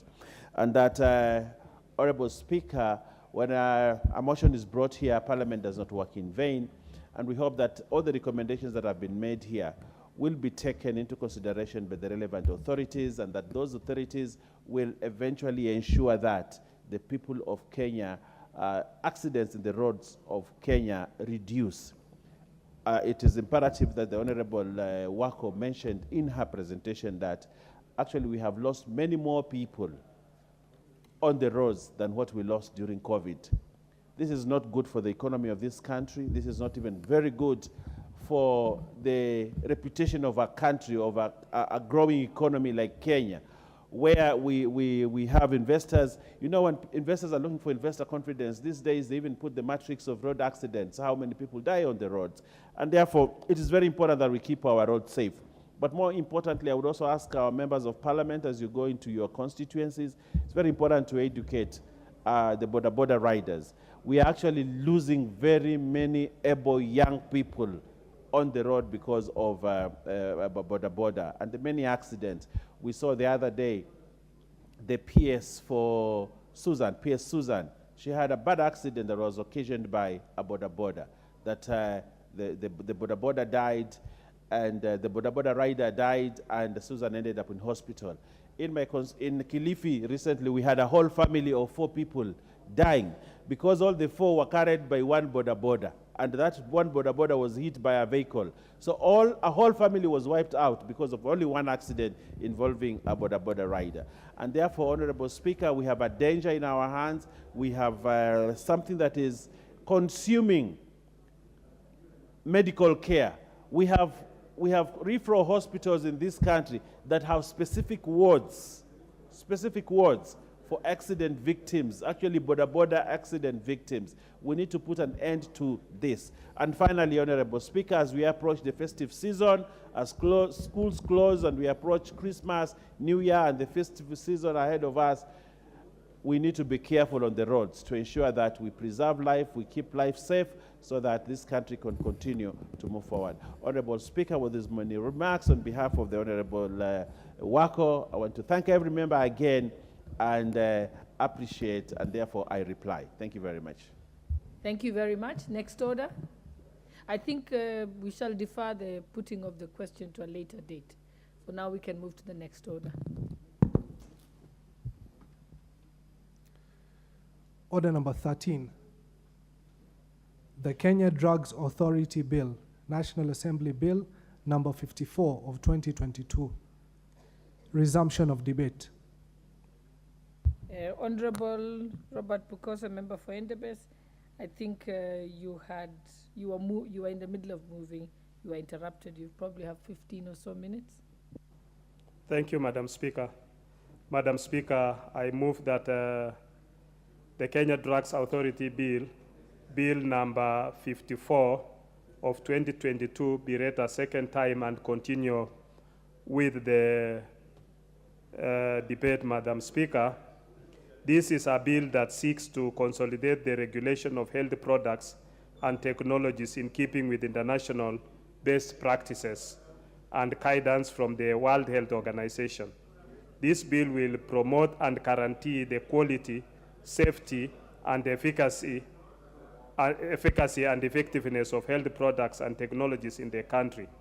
Honorable Pukosa, let me just interrupt you for a minute to give out some instructions. Could those who have their cards on the intervention button kindly pull them out and then relog again if you want to contribute to this particular Kenya Drugs Authority Bill, so that I can write them down on paper before they disappear from the system. Thank you. You may proceed, Honorable Pukosa.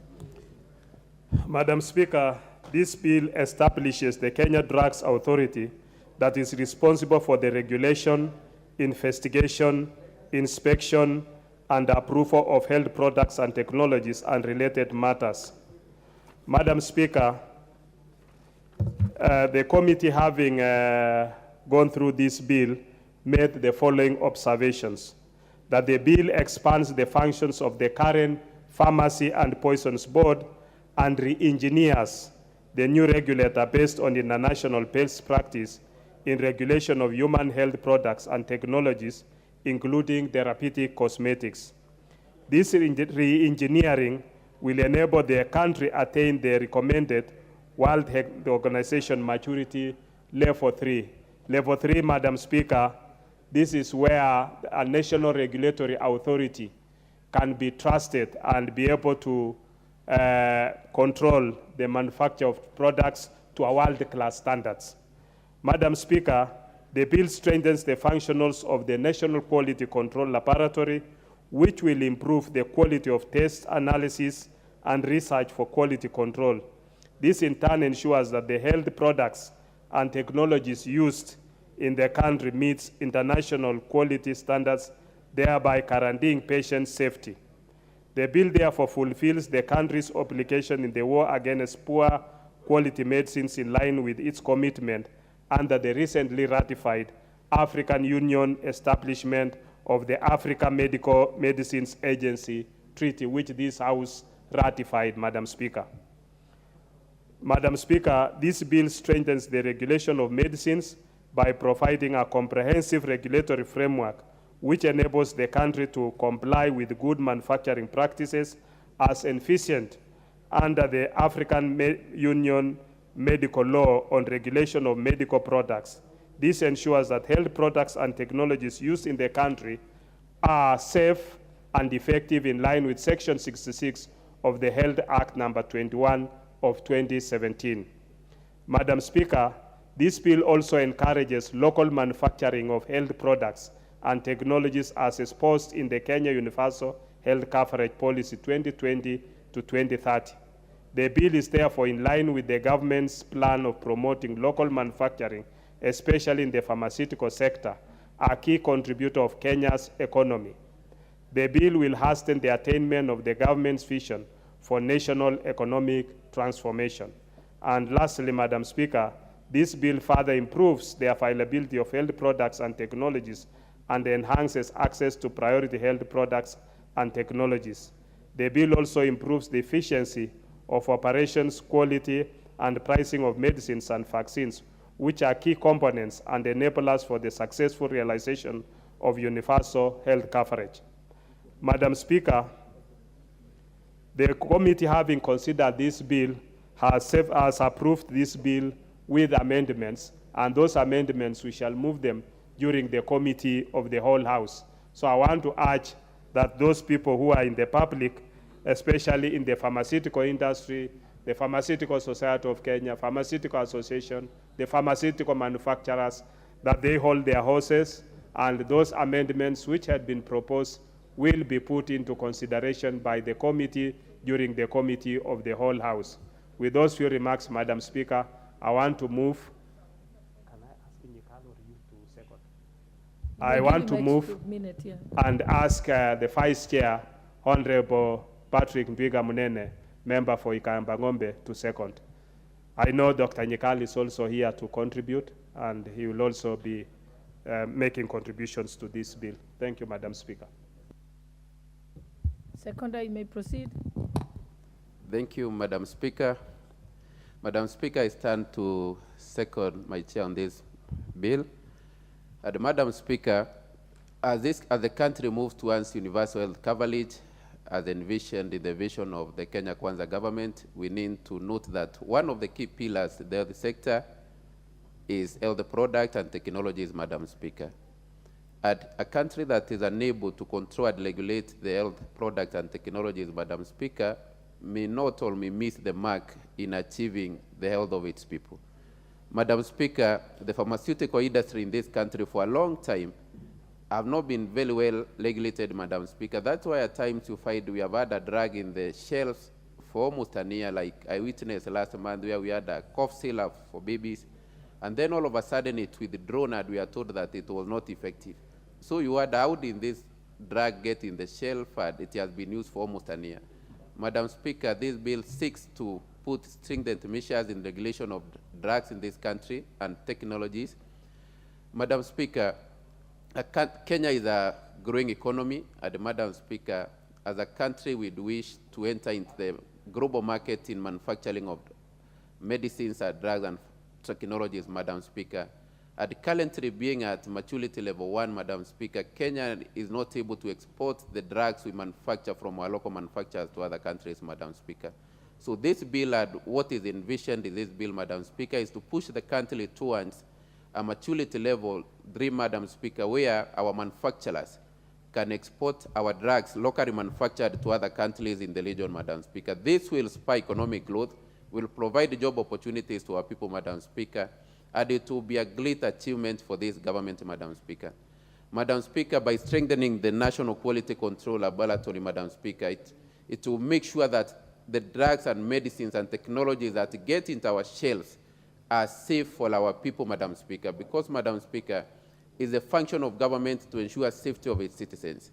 Madam Speaker, this bill also seeks to make sure that we regulate the professionals allowed, the business of drug, that our technologists, that our pharmacists, Madam Speaker, because until we regulate that whole field of professionals, Madam Speaker, as a country, we might not move very well in the health sector. Madam Speaker, as we discuss achieving primary health care, I want to reiterate that primary health care, the center of it all is medicine, is technologies.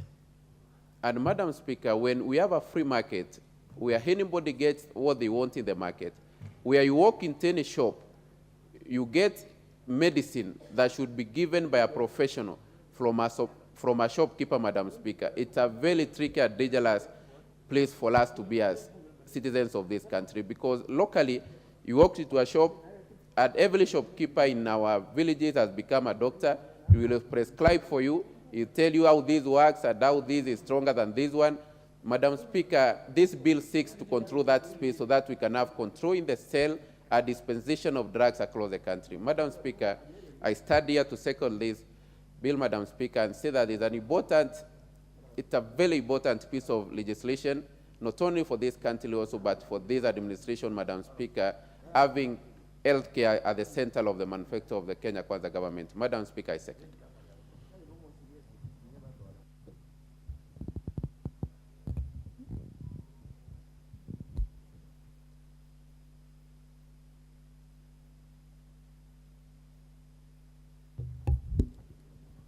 Honorable members, I now propose the question that the Kenya Drugs Authority Bill, National Assembly, Bill number 54 of 2022 be read a second time.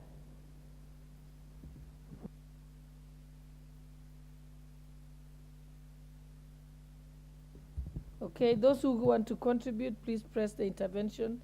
I only have one person on intervention. I have Honorable Beatrice Elachi, then I have Honorable Eric Mushangi, Honorable James Nyikal. Yes, so on intervention, I'm just writing down your names. Honorable Atandi. Okay, you may start, Honorable Beatrice Elachi. I'm just reading the name so that in case it disappears from the screen. Thank you, Madam Speaker. Madam Speaker, I also rise to support this bill, knowing very well, Madam Speaker, where we are as a country in terms of safety of drugs. And Madam Speaker, when you look at our poison board today, you realize that there are many, many issues that we need to ask ourselves. First of all, to just ask ourselves, even as we talk about that drug safety, is that how are we able to regulate the chemists, the pharmacists that we have across the country? That today there are so many, you find one with just a few drugs, you wonder whether indeed it makes, even in terms of their profits or in terms of anything. But then you enter in and you realize there is a set of medications that they just keep on their shelves. And some of them have now become more even serious, where young people will just point out and know, if I walk into this, I'll be able to find a drug that will ease me from my addiction of drugs. And so we have to ask ourselves, as we agree with the authority, as we strengthen the authority, that we are able to ensure that in Kenya, we have to go back, Madam Speaker, and look at even the pharmaceuticals we've given licenses that are doing drugs in this country. You find we have very many generic drugs that people are now taking. And you find it is becoming also very difficult. When you're sick, you find yourself getting resistance to some of the drugs that we have today. Madam Speaker, I would wish, even as we move with this Kenya Drugs Authority, that we ask ourselves, this disease that has just come, that keeps you every time on a kit of H. pylori. At every time when you go to a doctor, Madam Speaker, you are told you are sick H. pylori. You are put on a kit for 14 days, and you wonder. Then after 14 days, you think you are done. In 2 months again, the doctor tells you you should go back on the same kit. And slowly by slowly, we are just entrenching something poison in our bodies. And so even if we bring in this authority, even if we want to ensure we enhance the capacity of those who deal with drugs in our country, there is time we now look at our brothers who are Asians, who have these pharmaceuticals, who are here in industrial area doing some very interesting business, but killing us slowly by slowly. And you walk into a hospital, you are unable to even say anything because you are wondering. And even how someone comes and says, this kit, can we have also in the bill, I am hoping we shall have a way that when you transit, and I know Dr. Nyikal is here, will help us, that if you feel this drug is now outdated, that there is a new version, isn't it important to do public participation to Kenyans to know? Because you just come and you release and you say, Calpol is not working, then you remove. Brufen, the same. But then when you go to Europe, you find that there's very serious public participation when you're introducing in a new drug and when you're removing a drug from the shelf. So that if it becomes an issue, then that citizen has a right to sue and to be paid. And we have seen that happening in Europe. But here in Kenya, we have become like a dumping ground. If you ask me, I went to Ghana a few days ago, and you will find, if there is a place they have ensured, safeguarded, is their issue of medication, of drugs. But here, we have allowed everybody, anyone can do a business of a chemist. And so you even wonder, we don't have a few regulations. And who monitors? Now that health was devolved, who remained up there to ensure quality assurance in everything that we do within the set of health? So there is need of very serious policy, Madam Speaker. Even as we bring in the authority, there must be a way of regulating. There must be a way of now each pharmaceutical to also do public participation, as the Constitution says, that we shall have public participation for Kenyans to understand. So, Madam Speaker, we are agreeing with the bill, but we are saying we have so many loopholes so far that many Kenyans are suffering, and also the pricing. As we bring in also, can we look at the pricing, Madam Speaker, because you find you will go and see a doctor, and from a doctor you are given a list of drugs that will cost you beyond 50,000, and this is just a drug of a month. And so every Kenyan in every family, 80% are always on Accra Road, that is where we have the best and the affordable chemist and accessible. So everyone just runs. You find a huge line. If you go right now, Madam Speaker, you'll be shocked how we have a whole, everyone has come from all over. What they are looking for, it is affordable drugs that you can only find at this chemist, which I won't say the name, that is around Accra Road. And it's becoming, it's like a business that is booming.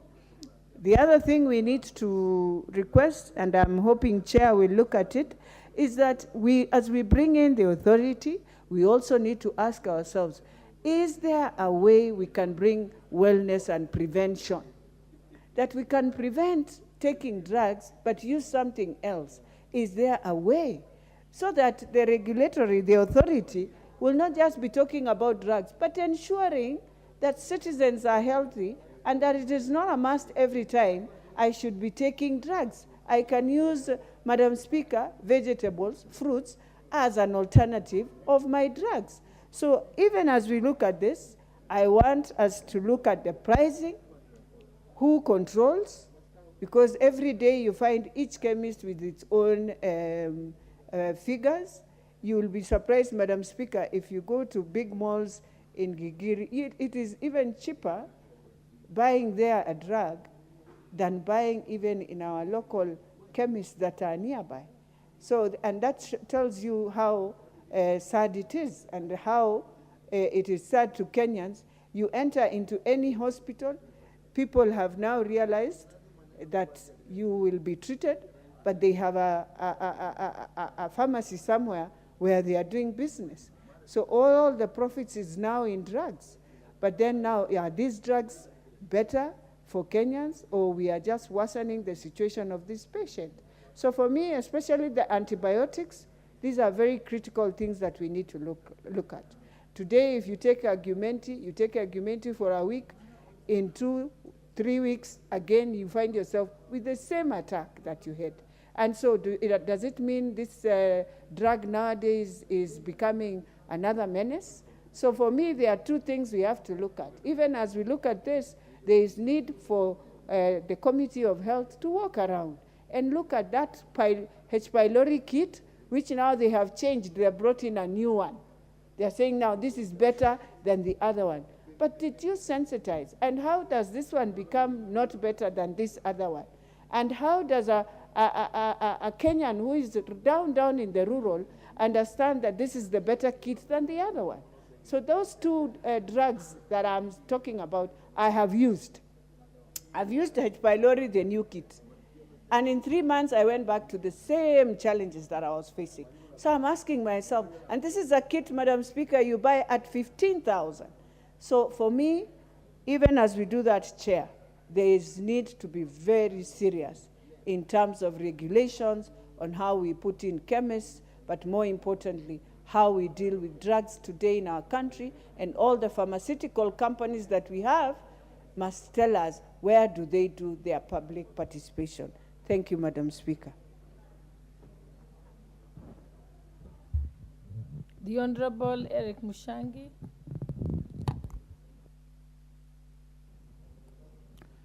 Thank you, Honorable Speaker, for this opportunity. And from the onset, I want to say that I support this bill, the Kenya Drugs Authority bill, and I wish to commend the chair and the committee, the Honorable Bukose and his committee, for a job well done. Honorable Speaker, the issue of drugs and medicine is a very serious issue in this country. And I want to say that we have lost very many people through the hands of quack doctors and people who prescribe drugs to ailing citizens. And instead of them giving them drugs, they end up giving them poison. And this is because this sector of drugs is not properly regulated. I believe that by this bill, this sector will be having good regulations, so that, Honorable Speaker, it is not everybody who wakes up one morning and decides to put up a pharmacy.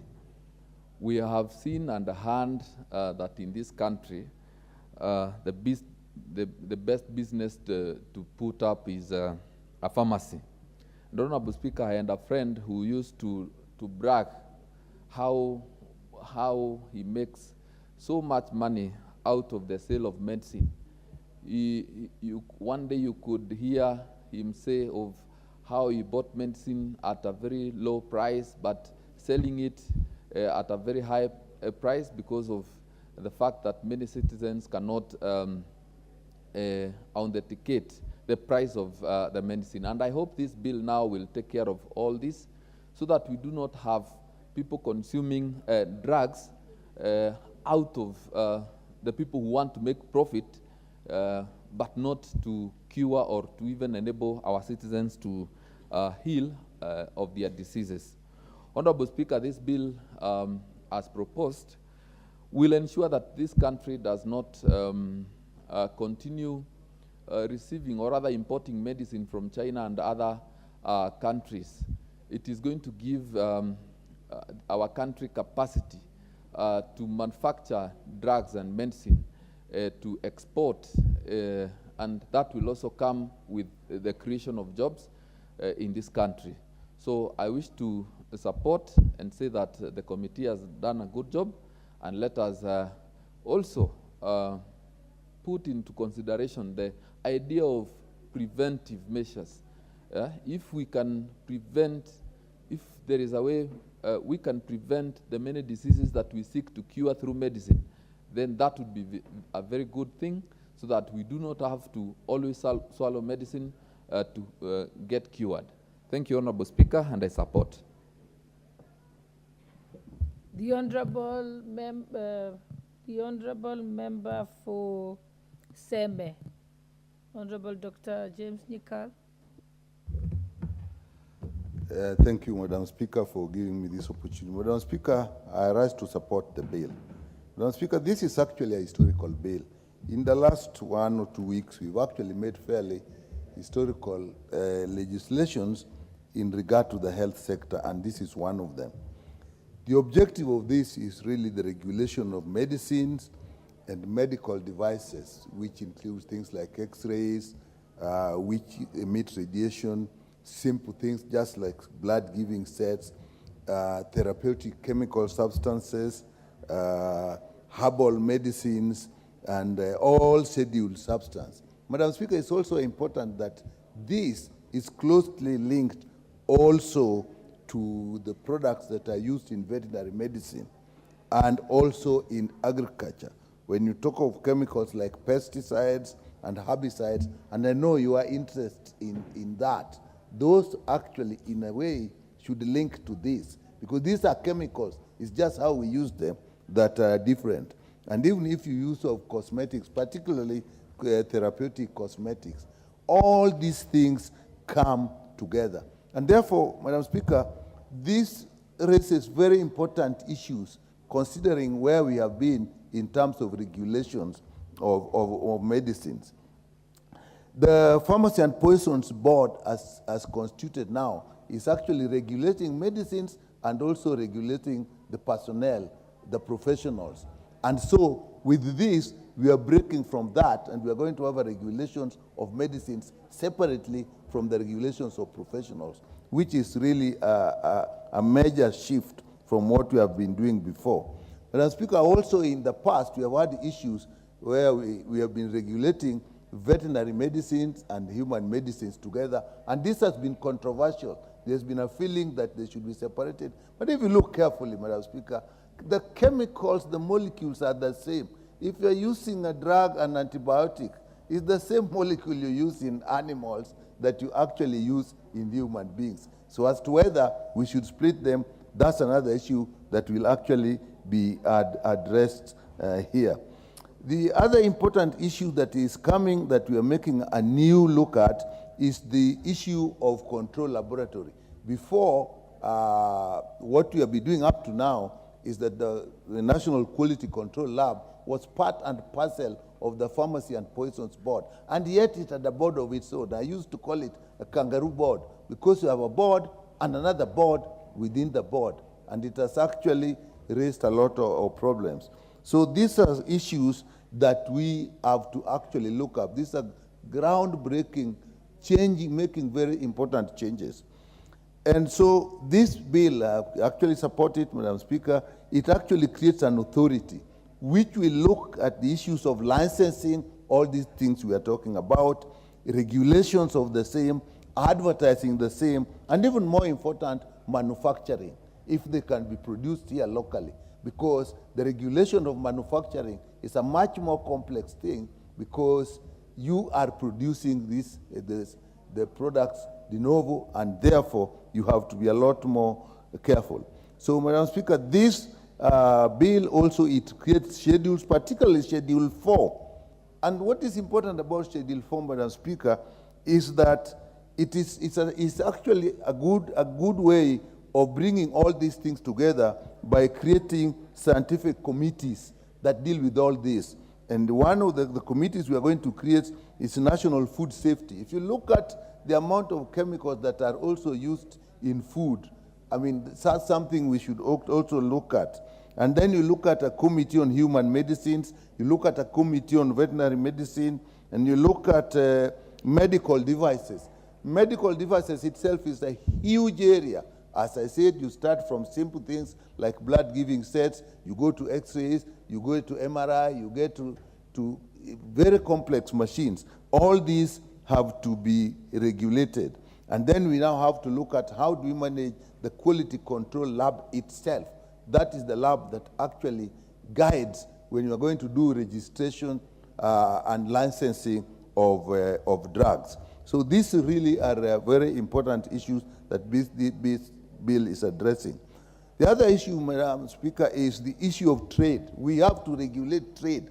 As far as these are health, medical issues that they deal with human life, that there is also trade element into it with business and business interest, and therefore these have to be regulated. Retailing, as people are saying, you have pharmacies all over the place, charging different things, behaving very differently. That has now have to be looked at. Then you have the issue of wholesale, where the wholesalers themselves, Madam Speaker, actually are a major part of the regulation system. And therefore, we should look at that carefully. That is taken care of. Madam Speaker, there is also how we schedule these drugs. So you schedule them on knowing which drugs can be used where, by who. These are really complex issues that we have to look at. And even more importantly is international trade. When you get into international trade, particularly the production of medicine, you must abide by good manufacturing practice.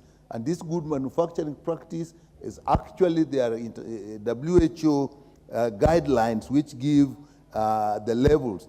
And if you have to manufacture for a bigger area, not just Kenya or East Africa, you have to go to what they call ML level 3, and we require, and that must come out in this. So all this we have. And one thing that has come out that we have to look at as a country is how we relate. We have professionals at various levels. In this country, in pharmacy, we have pharmaceutical technologies that is a diploma level. You have pharmacies at a degree level. We really must be very clear and set out proper guidelines on who does what. And those must be reflected in the bill itself. And this is not only in pharmacy. You find this clinical officers and medical practitioners. You find this in medical laboratory technologies, and you find pathologists. You find this in oral health officers and dentists. So again, this bill is probably going to be the first where we are going to have to put those things very clearly and put responsibilities where it should belong. But on that particular point, my view is as a country, we should actually start finding a way where people with the diploma can actually work their way up and get to the professional degree level. I think if we do that, then these issues we have of cadre issues, which actually come out a lot more seriously when we come into practice and trade. And unless we do something about it, I think it is going to give us a problem. So this bill addresses all this. There are issues that will be looked at the time of the Committee of the Whole House, when we will actually make amendments that will bring those levels we are talking about very carefully.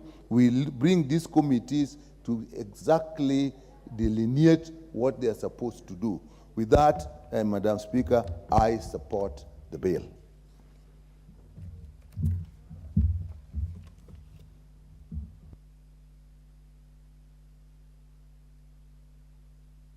Gladys Boss, member for Uasin Gishu County. Thank you, Honorable Speaker, for giving me the opportunity to contribute to this very important bill. Honorable Speaker, I want to start by commending the chairperson and the members of the Committee on Health Honorable Dr. Pukose and his members, because this is an extremely timely bill that has actually been long outstanding from the previous, from the 12th Parliament. So we are grateful to Honorable Pukose for ensuring that it did come to life in this particular Parliament, because it's extremely strategic and critical for this country. One, Kenya cannot attain the level 4 status that is required, as I'm informed by professionals like Dr. Pukose and Dr. Nyikal, that if we don't ensure that our law or the Kenya Drugs Authority bill is in conformity with the World Health Organization standards, then Kenya will be locked out from the international market of selling its manufactured pharmaceutical drugs to other countries. Right now, Kenya cannot export to Europe, and Kenya cannot export to the Americas because we do not meet the WHO standards. This bill will ensure that we meet the WHO standards. Yes, in this Parliament, during the finance bill, has given several incentives to encourage pharmaceuticals companies to manufacture locally. They cannot manufacture locally if our law is not, they can manufacture locally, but will not be able to export because of not meeting the international standards. Organizations such as the United Nations, the UNICEF, is domiciled here in Kenya.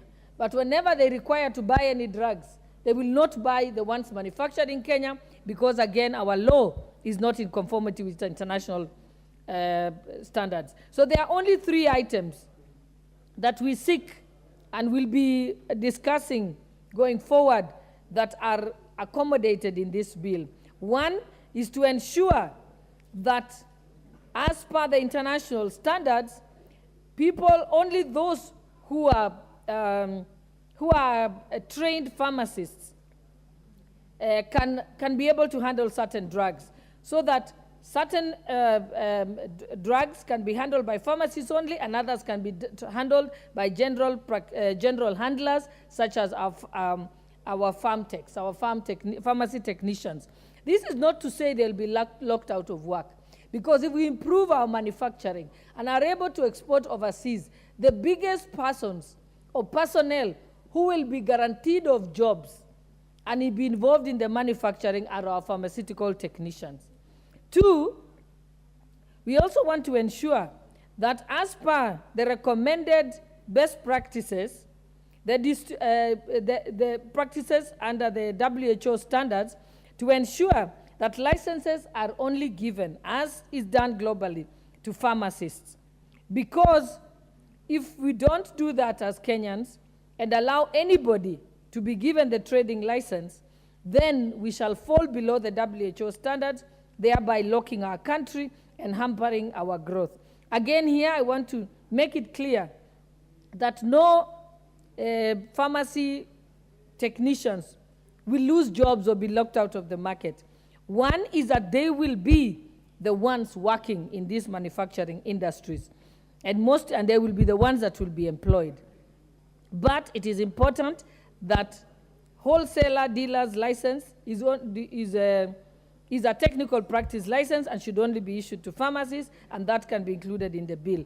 And lastly, that we reinstate the removal of the veterinary products from this particular bill and be able to include it back, because, as I've been informed and studied, is that the molecular science relating to animal health and human health is similar.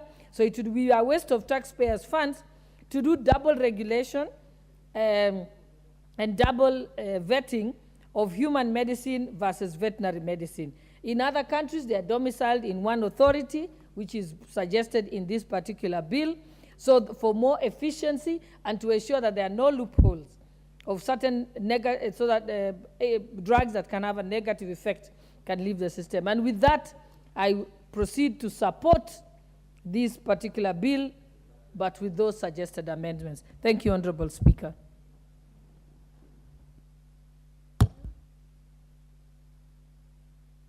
Honorable members, as the Deputy Speaker had indicated, we have challenges with the system. So I am going to rely on the names that I indicated before we lost in the screen. So I'll give the first opportunity to the Honorable Samuel Atandi. Thank you, Madam Speaker, for giving me the opportunity to give my contributions on this bill, very important bill.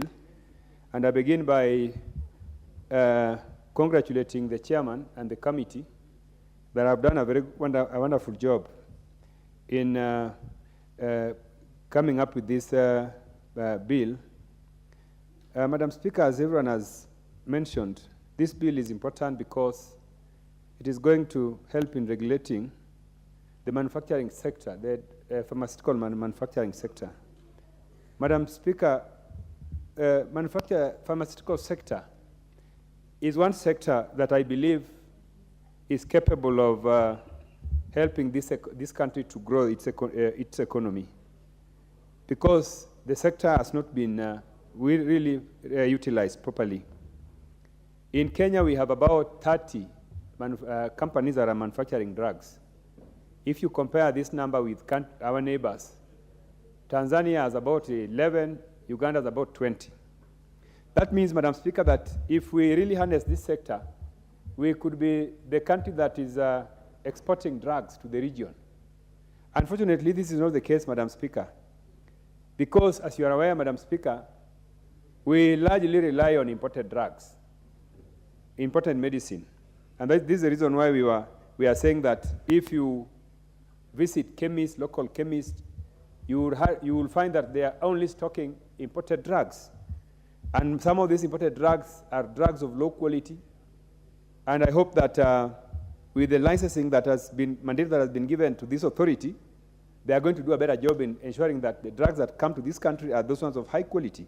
But, Madam Speaker, coming back to the point that I raised about maximizing on this sector to help us grow our economy, Madam Speaker, I believe that we have done very little as Parliament to help this sector to grow. For example, Madam Speaker, in the recent Finance Act, we did very little because we put so many taxes on this sector. So these taxes that we put on this sector, as a House, I think we have done injustice to this sector, a sector which actually could create job opportunities for our youths, a sector which could actually help us in generating foreign exchange. Right now we have issues with foreign exchange because we lack inflows, foreign inflows. So, Madam Speaker, as we pass this bill, we must remember that high taxation, a high tax regime is bad for any sector.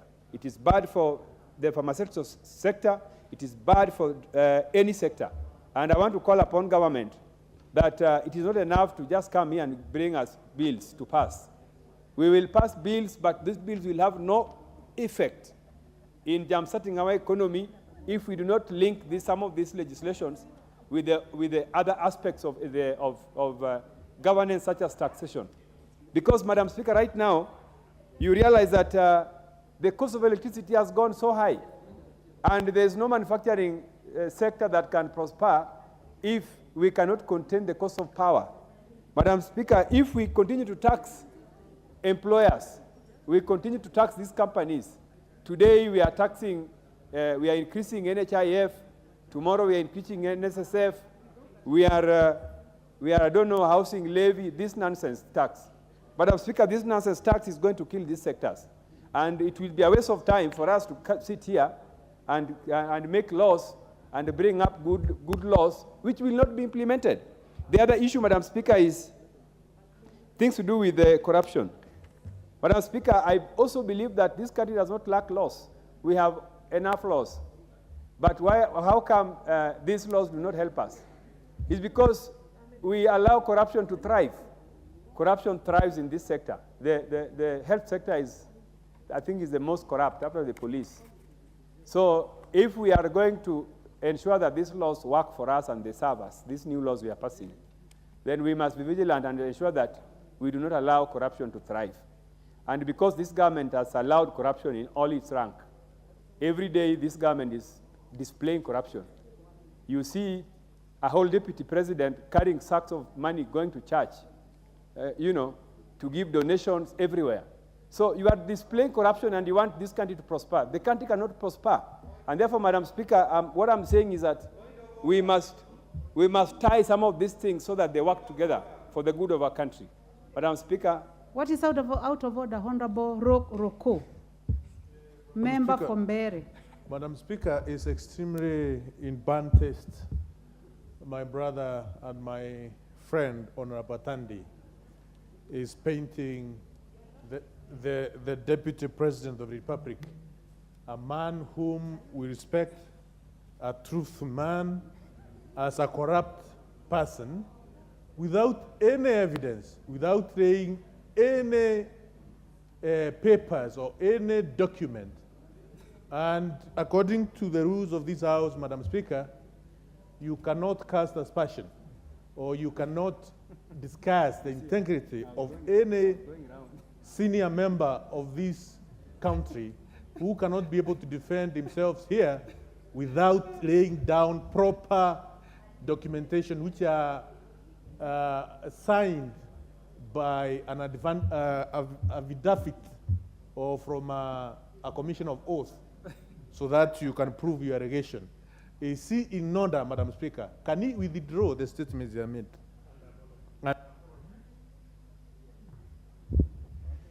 Madam Speaker, it's not fair for my colleague to waste my time raising a useless standing order, a useless. Honorable Atandi, the language you're using now is clearly unparliamentary. And basing on standing order number 91, I listened to you very well. You mentioned the name of the Deputy President. You also, in bad light, and you also talked about carrying money in bags. And I want to invoke standing order number 91, responsibility for statement of fact. And I would like to ask you to substantiate your statement or withdraw and apologize. Madam Speaker, I am very clear about my statements and the standing orders that apply. Madam Speaker, I'm talking about corruption, and I'm saying, Madam Speaker, that the senior government officers are displaying corruption. I have a problem with the picking of the mic, so it takes time to pick after I press. Honorable Atandi, Madam Speaker, I have invoked standing order number 91, responsibility for statement of fact. And I have also clearly mentioned the word that you have used, and I have asked you to present evidence because you have mentioned the office, the bearer of a certain office. So are you willing to withdraw and apologize so that you may conclude your debate? Madam Speaker, I don't find anything that I should withdraw. Because what I've said is very clear. I've said that government officers are displaying corruption. No. You said the Deputy President. So yes, but I would like to give you an opportunity to withdraw and apologize, or you can present facts on this. I want to add, Madam Speaker, that Deputy President is displaying corruption in his activities by carrying millions of money in cash, taking to Arambes. And you know very well, Madam Speaker, that the law that we pass in this House, you cannot withdraw more than 1 million shillings from your account. Where does he get 5 million shillings to take to Arambes? I will not withdraw, Madam Speaker. I have a problem with the mic. You notice that I'm really straining. Kindly, whoever is concerned with that, assist. Responsibility for statement of fact. That is standing order number 91. A member shall be responsible for the accuracy of facts which the member alleges to be true and may be required to substantiate any such facts instantly.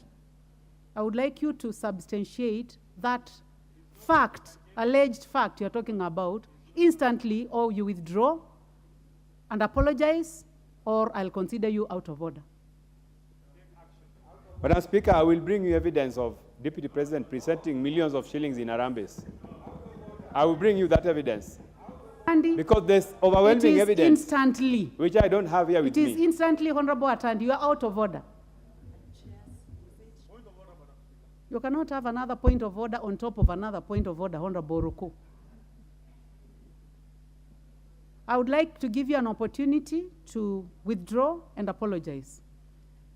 The statement you have made is weighty, and it affects the person of the Deputy President of the Republic of Kenya, and it is a serious statement, Honorable Atandi. Madam Speaker, so withdraw and apologize, Speaker, or I rule you out of order. Madam Speaker, I will disappoint you. I will not withdraw, because I'm speaking about facts which I believe in, that the Deputy President is displaying corruption by carrying huge sums of money to Harambes.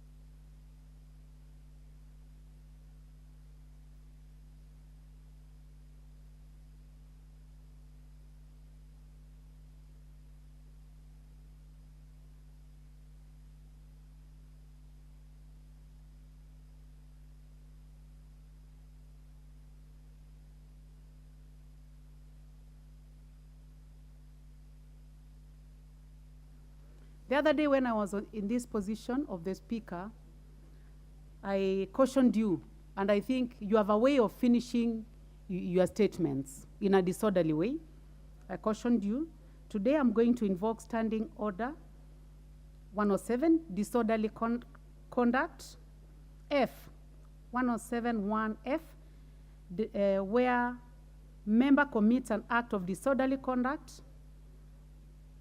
if the member deliberately gives false information to the House, and G, makes allegations without, in the Speaker's opinion, adequate substantiation. And I consider you to have given false information because you do not have the ability to substantiate. I've given you 2 opportunities to do so, and you have made allegations without, in my opinion, adequate substantiation. So I order you to get out of the House.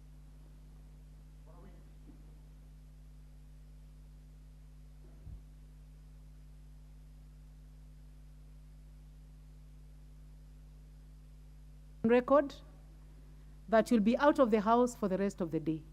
Honorable Atandi. So may you may now withdraw from the chamber.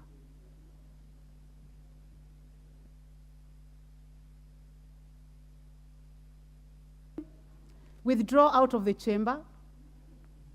Order, Honorable Ruku. Order, Honorable Ruku. Honorable Atandi, withdraw out of the chamber.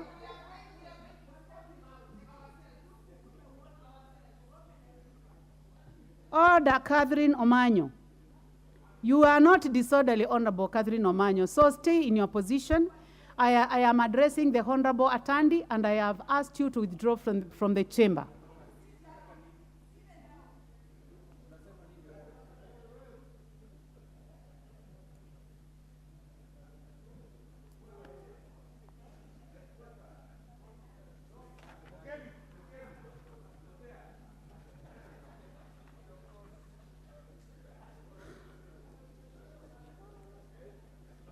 Thank you. Honorable members, now we go to the Honorable Rahim Dawood, member for North Imenti. Thank you, Madam Speaker. Madam Speaker, I want to support this bill, Kenya Drugs Authority bill, and I want to congratulate the chairman, Dr. Pokose, together with his committee on the excellent bill. Honorable Dawood, just a minute. Honorable members, I would like to request you that I take this opportunity to recognize these students from Faith Ventures Christian Academy, Roysambu constituency, Nairobi County, and Kadhikwani Primary School, Kilome constituency in Makueni County. On my behalf and that of the House, you are welcome to continue observing proceedings in the National Assembly. You may proceed, Honorable Dawood. Honorable members, it is very important for us to recognize these young ones, and we had just lost one of the groups because we did not do it. So you may proceed now, Honorable Dawood. Thank you, Madam Speaker. Madam Speaker, like I said, I congratulate the committee led by Dr. Pokose. This bill is very important and it's come at the right time. Madam Speaker, there are many, many things out there, two groups which are fighting each other so that one is not recognized and one is recognized. Madam Speaker, this bill is not just about the pharmacists and the farm techs.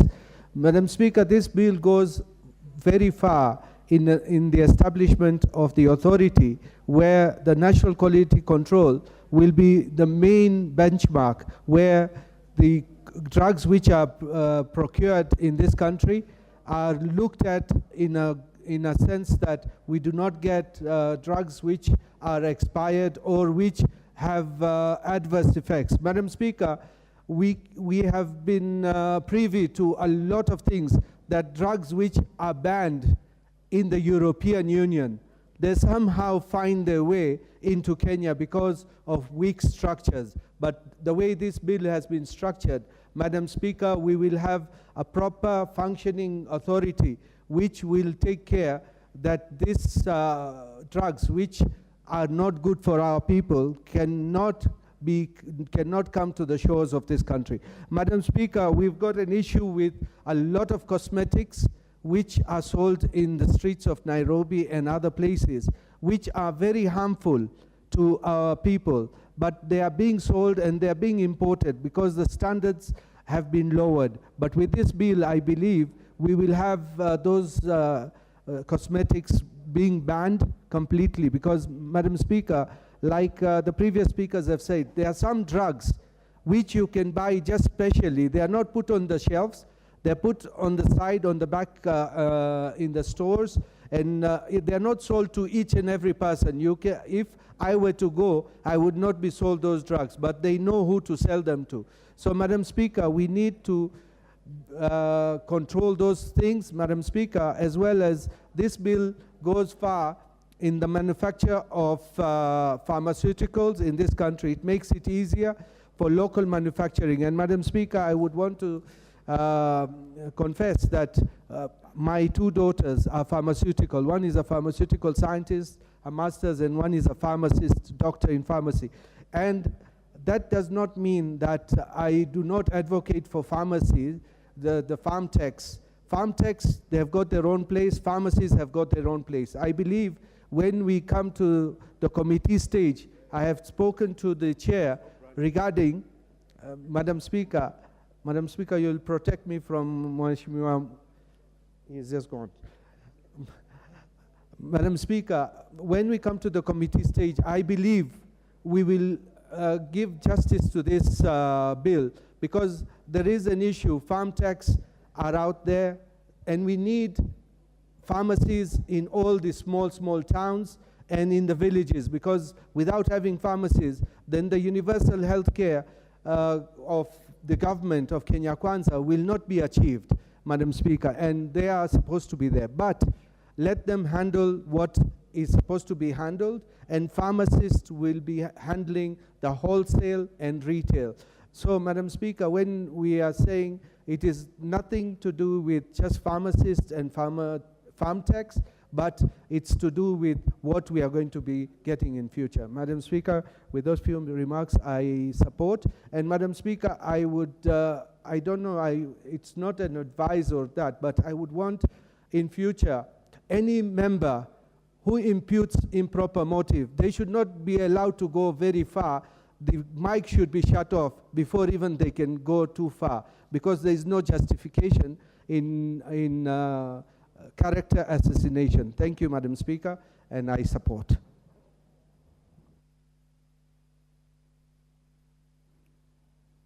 The Honorable Otiende Amolo, member for Rieda, Senior Counsel. Thank you, Madam Speaker. Madam Speaker, from the onset, I'd like to congratulate the committee for the bill, and I want to say I'm in support of the bill, because among others, it rationalizes this area. it brings issues that fall under the Pharmacy and Poisons Act and under the Food, Drugs, and the Chemical Substances Act to rationality. And I agree that it's actually in keeping with the international standards. And therefore, Madam Speaker, for the whole bill as it is, I only have one small area that I do not agree with, that I think the committee should look at, and that is what is in section 8(2)J. In that section, which talks about the composition of the board, the chair of the board is clearly indicated as a person appointed by the president who is a registered pharmacist of good standing with a degree in pharmacy. When it comes to the representative of the governors, they say it would be a person with special knowledge of drugs and health technologies, whatever that means. It is to be noted, Madam Speaker, that there is definition. In the definition section, a pharmaceutical technologies is defined, and also a pharmacist is defined. But there is no definition of this animal called a person with special knowledge of drugs and health technologies. Whenever you are not clear, it always gives rooms for appointment of all sorts of persons, and they say, we have knowledge. That is one area that I would like to urge the chair and the committee to consider. And Dr. Pukose is not listening, but someone will tell him what I've just said. Madam Speaker, aside from that, I do not have a problem with the bill as it is, and as I've said, I support it. But I do have a problem with some sections of the report of the committee, and I've gone through it. And the concept, two aspects. The first aspect is what the Deputy Speaker spoke to, and that is what is in clause 2D of the committee report. There was a proposal in the report, and I hope they will drop it, to remove the veterinary medicine from the ambit of the bill. As submitted, I think, by Dr. Nyikal, it is my view that whether it is human medicine or veterinary medicine, it is medicine. And the molecular composition may vary, but not substantially. And therefore, it's my view, Madam Speaker, that regulation of veterinary medicine, just like human medicine, must still be centralized, and it must be brought back to this authority.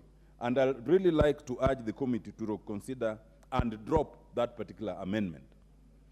The second general area is an area that I think Dr. Dawood just spoke to.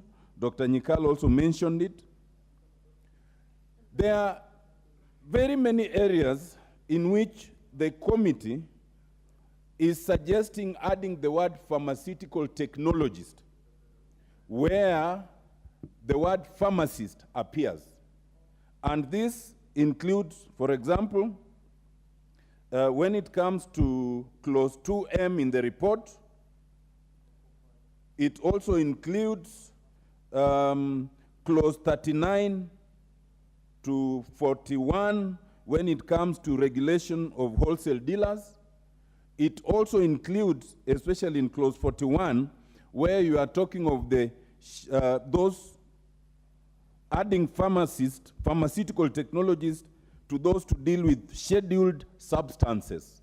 And it's a variety of places which I do not have to enumerate all of them, some of which I've pointed out to Dr. Pukose. Madam Speaker, I have a conceptual problem with that approach, that where you have the word pharmacist, you just simply want to add the word pharmaceutical technologist. While I agree with what Honorable Dawood said, and even Dr. Nyikal, that we need to find a niche for each, I do not agree that you can lump these two people together. I do not agree, Madam Speaker, that in all these professions, and it's not just in the pharmacy, I think pathologists have that problem. The pathologists and the lab technicians. The doctors have this issue between the doctors and the clinicians. The architects have an issue between the architects and the draftsmen. The engineers have an issue between engineers and inspectors.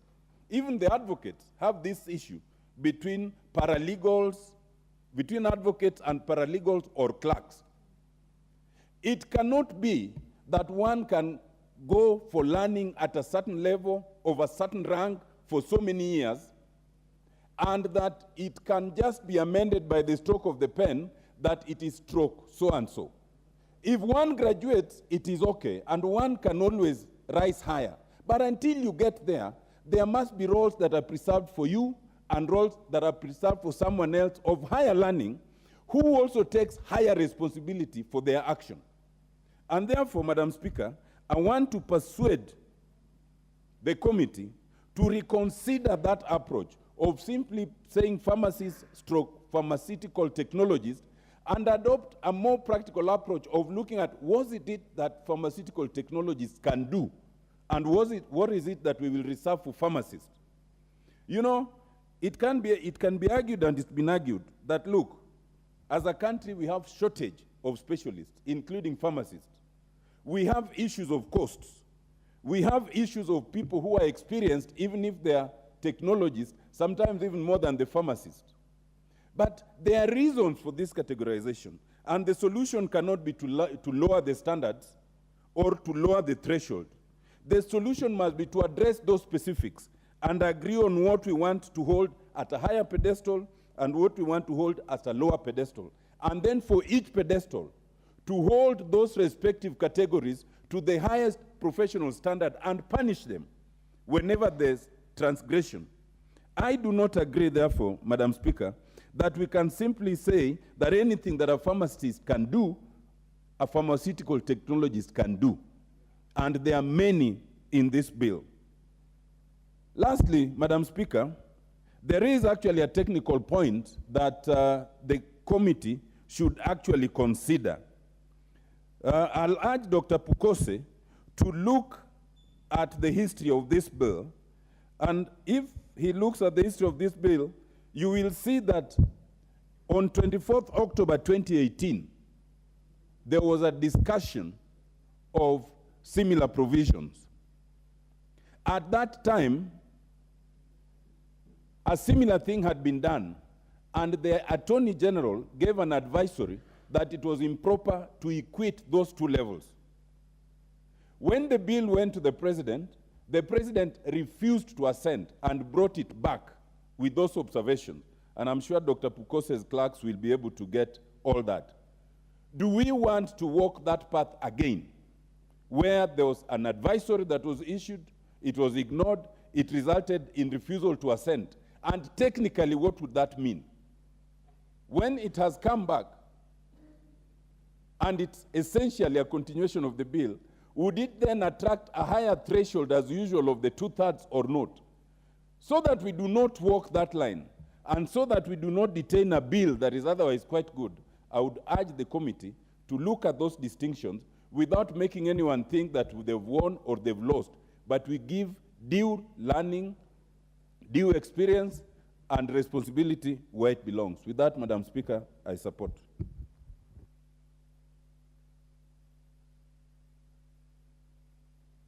Thank you.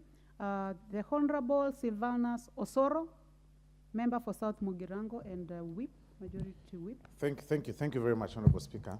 Honorable Speaker, I also want to echo the words of those who've spoken ahead of me and support this particular bill from the onset. And just like my colleague and learned senior Honorable Tienda has spoken, I agree entirely with everything that is here, except for a few. Number one, Honorable Speaker, it's important for us to start defining our bills differently, or the bodies that we choose to manage particular sections of, to manage issues of our country differently. This bill is the Kenya Drugs Authority bill. If there is a way, sometimes we need to think through beyond appearing like we want to authoritize everything. That if it can be a service, you know, like the Kenya Drugs Service, something, so that it appears like it's not just an authority, but it's a service that also offers other things, not just regulations that, that be. But be that as it may, Honorable Speaker, drugs is a general term. Human beings use drugs, but also animals use drugs. We've got animals, and the science is the same. The scientists go through the same training. It's only that one is meant for a human being, and another one is meant for an animal. So the separation or the exclusion of the veterinary drugs from this particular bill is not right. My view, even as we go to the next step, that the committee should consider, just like Honorable Tienda said, including the veterinary drugs. These things of and saying that, it's regulated differently. As the bill is currently, I hear Honorable Millie say that it's there. It's not there in this particular bill, that it's regulated differently. It should be included when you go to the next reading. Honorable Speaker, you see, there is a tendency of the wannabes in a particular career, and I say this with tremendous respect. The wannabe in a career pushing to be placed at par with the people, with the people that they are ambitiously focusing to achieve, their goal. Like, you get a clerk in my law firm wants to be called wakili or an advocate, and he's a clerk. And that is the justification this bill is also providing.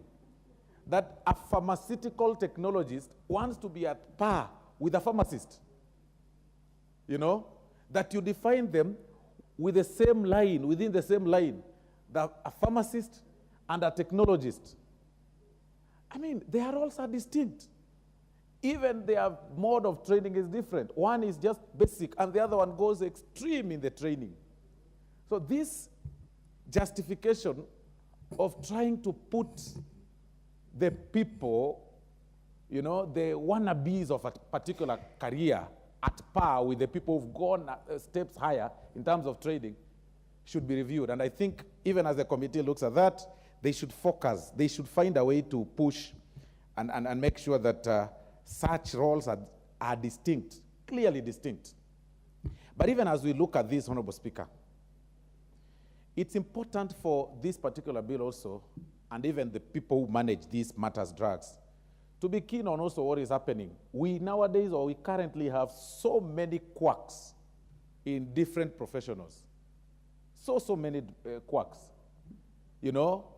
What is now in public domain is the quacks in the Law Society of Kenya, or lawyers, I would say there. People who pretend to be advocates and they've never gone to any law school. But it's worse when those quacks also practice the over-the-counter sale of the medicines. You can imagine what will happen if somebody prescribes a wrong medicine on a wrong, prescribes a wrong medicine on you, on your body, and there is no reverse, there is no spare on your body.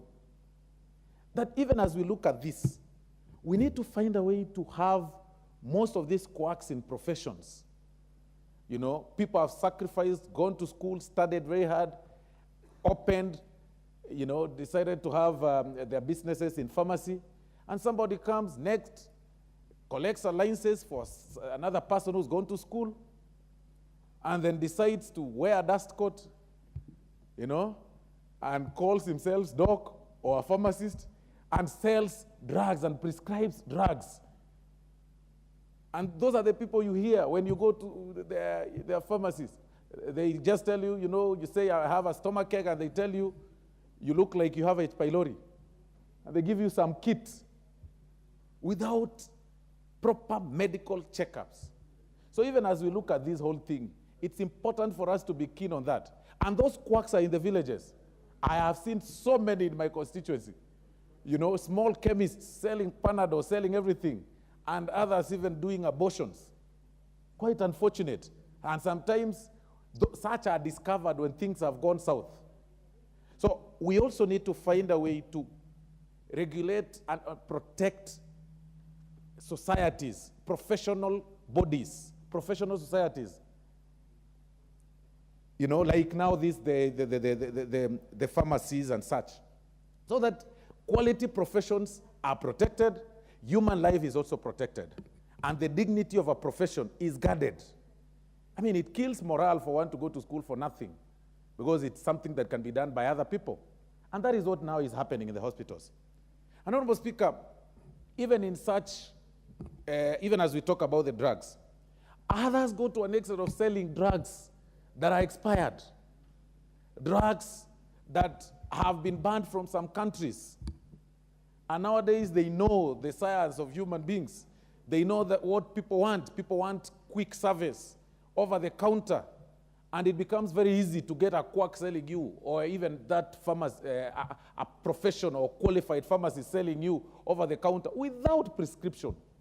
If there is a way such can be stopped, you know, generic medicines, they tell you, you know, you've come for Panadol, this one is original, and that's how they say, this is generic. So why are you selling generic? Why can't you sell me original? How do we relate? If it does the same job, then why can't we have the original, even if the pricing is different? What is this? Is it business, trading business for human body? Those are the things that we also need to discuss, even as we go through this whole process. But generally, Honorable Speaker, the bill is good only for such reviews that we meet the WHO standards. We include, you know, the veterinary medicine to be part of this whole thing. We separate the pharmacists, the real pharmacists, from the technicians, because I believe, you know, they say when I was growing up, you know, I used to see people in Dascot and I thought all of them were doctors. I didn't know that some of them were butchery attendants, and others were selling sausages, and others were true doctors and, you know, and pharmacists. So once we are able to do that, the technologists aside, the pharmacists aside, then the bill, as it is right. And that is why I want to congratulate Honorable Chair and your committee. This is a good job. Thank you very much, Honorable Speaker. Honorable Donya Doris, member for Kisii County. Thank you, Madam Speaker. I would love to support this because life, we must not at any time think of joking with our lives. Medicine is very key. As my member of parliament was speaking, Honorable Soro, because I'm the woman rep for Kisii, so he's my MP from South Mugirango. I just remembered while you walk along Kisii Teaching and Referral Hospital in Kisii County, several chemists and patients will tell you that we have many chemists which offer all the medicines that you cannot find in our facility.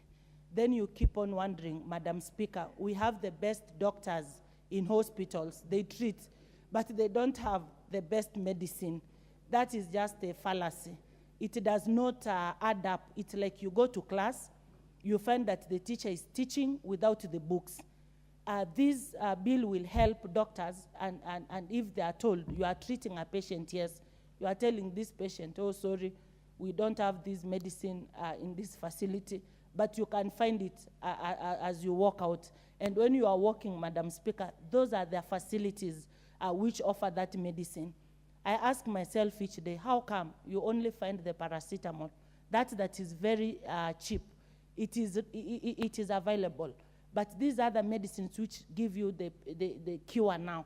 You are told that you cannot find them here. And the normal percentage of high number of quacks operating these kind of businesses, sometimes we have people, they lose their lives. And others will tell you, if you want good treatment, you go to India. Why should we leave our dear country, Madam Speaker, if the regulations have not been made right, that we only have to get better treatment in other countries? I support this, Madam Speaker. My brother Kibagend is really complaining. I don't know, Madam, if you can give her the 2 minutes. Thank you, Madam Speaker. Honorable member for Kisii, you are out of order.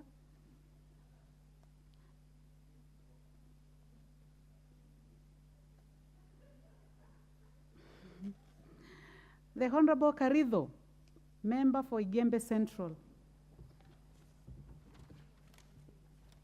Thank you, Madam Speaker.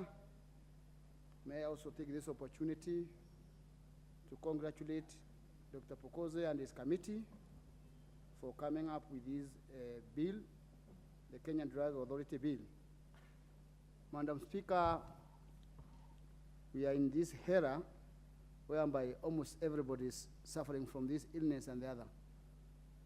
In most of the families, you find that at least almost 80% of the families in Kenya, somebody is taking this drug, maybe joint pain, here and there. Madam Speaker, we need to have standards for our products. Because as much as we think of ourselves, we should think of the world at large. And we are not in a world of our own. Madam Speaker, we need to have pharmaceutical companies, especially those who are in production, considering the standards of the products that they make. And I have seen the bill, I have read it, and it's really covering large areas to make sure that all the products that are made by our pharmacies are the right products and the best ones. Madam Speaker, in Kenya we have a challenge, especially on counter treatment. We have made the drugs, and many of us have become drug abusers. I have seen and have witnessed people taking some cough syrups like Actifend. They have been banned in some countries, but here people have been abusing them, overdosing, and they end up being drunkards through those drugs. Madam Speaker, it's the high time that all the drugs that are sold at the pharmacies, they are sold the drugs that have been prescribed by the medics who have the quality and who are qualified to do that job.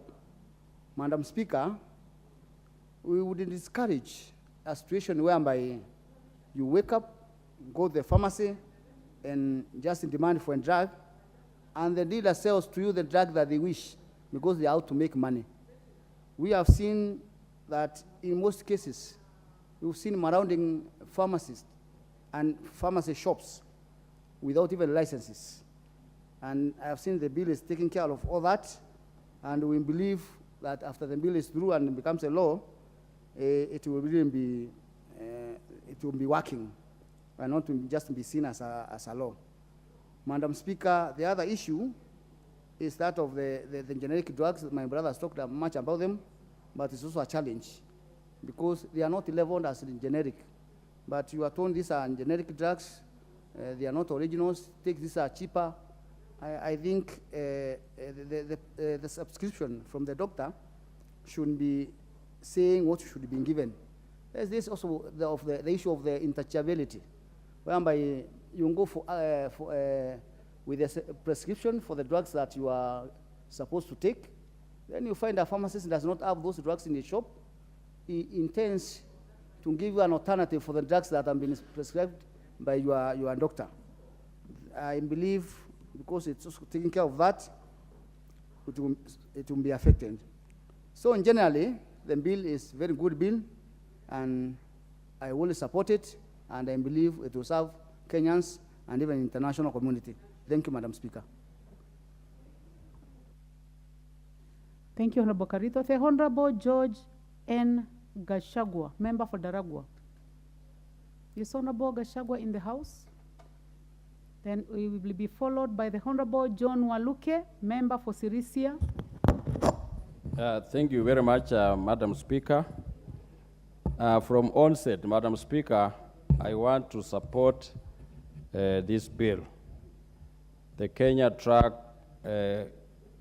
Authority Bill, Madam Speaker, and I want to thank the chair, Dr. Bukose, and his committee for bringing in this important bill, Madam Speaker. Madam Speaker, it is today that I have heard from Dr. Nyakal that medicine for treating human beings and animals are the same.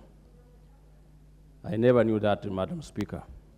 And I'm so shocked because I had never heard anything like that. Madam Speaker,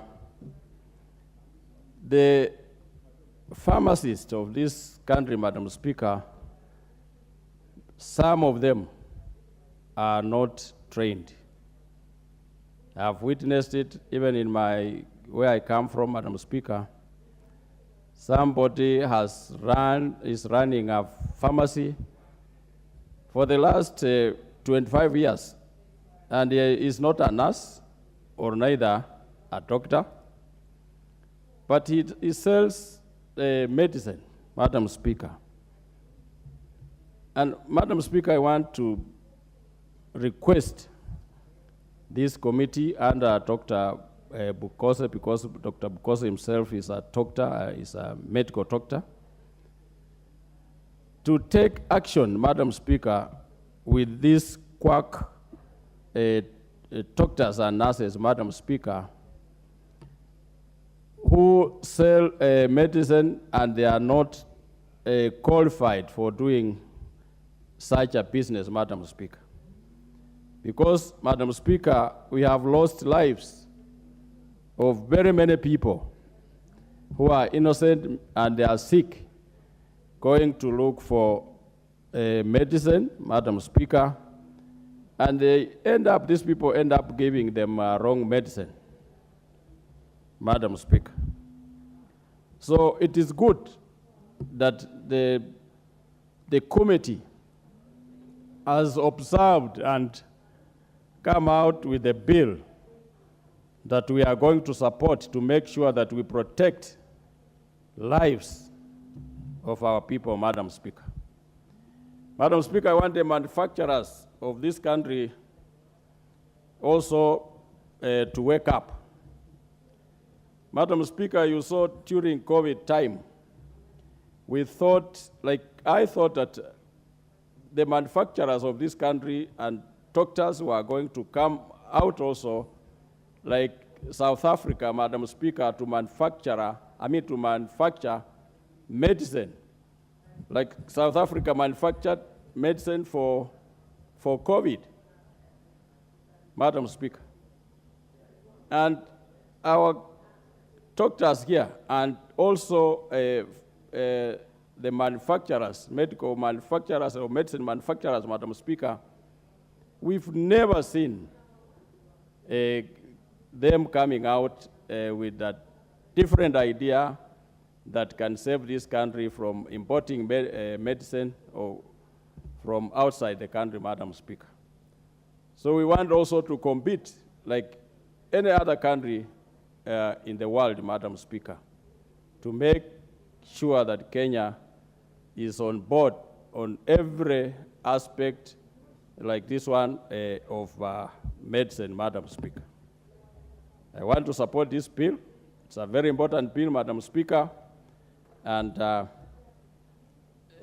colleagues should pass this bill, Madam Speaker, because it is important to us as a nation and to the people of Kenya. Thank you, Madam Speaker. I support.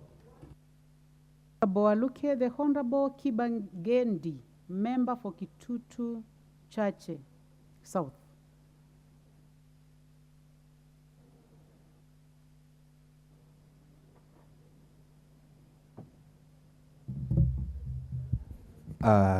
Thank you, Madam Speaker. I rise to support the member of this committee.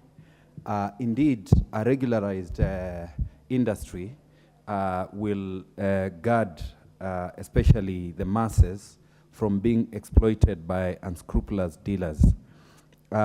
We have realized in the past that we have had every hoi polloi has been involved in the sale, manufacture, and distribution of drugs, both for humans and even for veterinary purposes.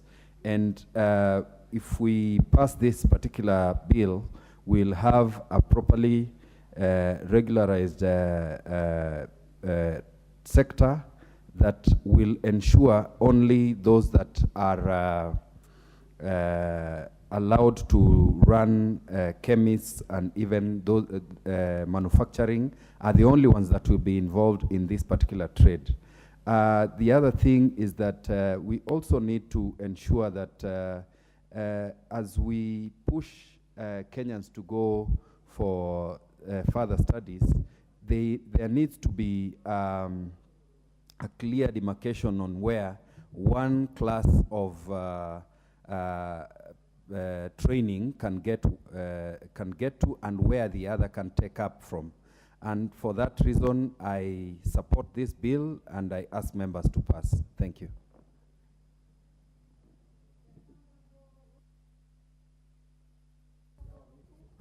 The Honorable Ruku, member for Mbere North. Thank you, Madam Speaker. From onset, I want to support this bill, and I want to congratulate Dr. Bokose and his committee in a special way. Madam Speaker, I was in a process of doing a number of RAP tests on the drugs within our market. Myself and my team, I work with a very formidable team, Madam Speaker, because already in Kenyan market there is huge section of drugs which are completely not good for human consumption. And these drugs are found their way into the pharmacies which we have in different parts of this country. And this is happening, Madam Speaker, when we have Poison and Drug Board, which is supposed to check on the quality of the drugs we have in our shelves. But in one way or the other, many cheap drugs, and of course we need to have cheap drugs in the country, but which are of good quality, which are can able to treat different ailment which occurs within the Republic of Kenya, so that we can have a healthy society.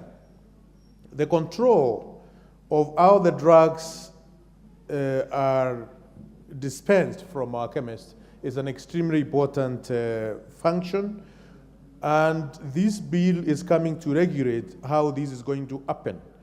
And therefore, Madam Speaker, the effort which can be put in place by the committee is very commendable.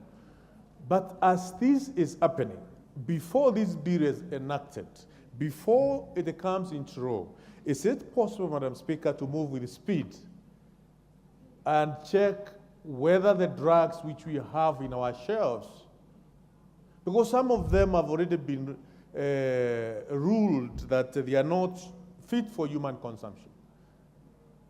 They are not good to treat some of the, especially children, pediatric drugs. Some, they seem to be addictive.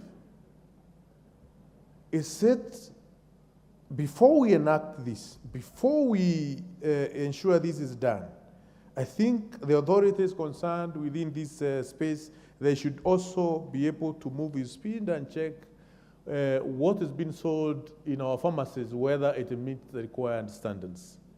And I was in the process of working on a report which we can table in this house as far as this is concerned. And because this has come on the floor of the House, I didn't know whether there's an effort by the Chairman Bukose to work on this. Please, let's see what is being sold in our pharmacies is of good quality, so that we may not be adding more problems when we are claiming that we are treating people from different diseases or different ailments. With those remarks, Madam Speaker, I support and congratulate Dr. Bokose with his team. Thank you. The Honorable Irene Mayaka, nominated member.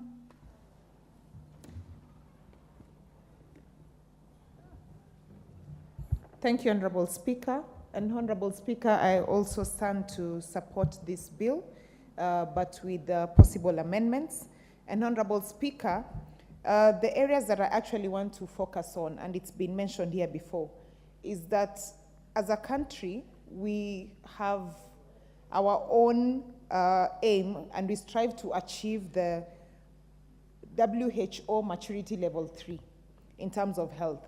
And when we allow clause 39 of this particular bill, subsection 4, to proceed, then in intent, we are trying to say that we don't really take into account what we are striving to achieve.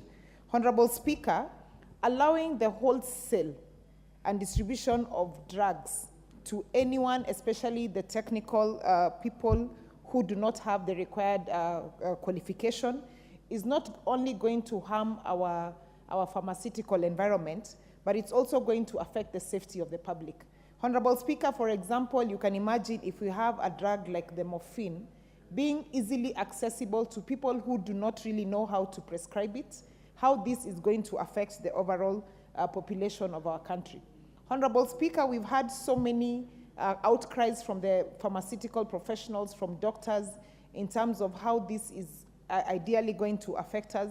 And I think it's upon us as a House of Legislation to also take into consideration how this is going to affect the people out there. Honorable Speaker, it has come to our attention also that we've become a society where there's a lot of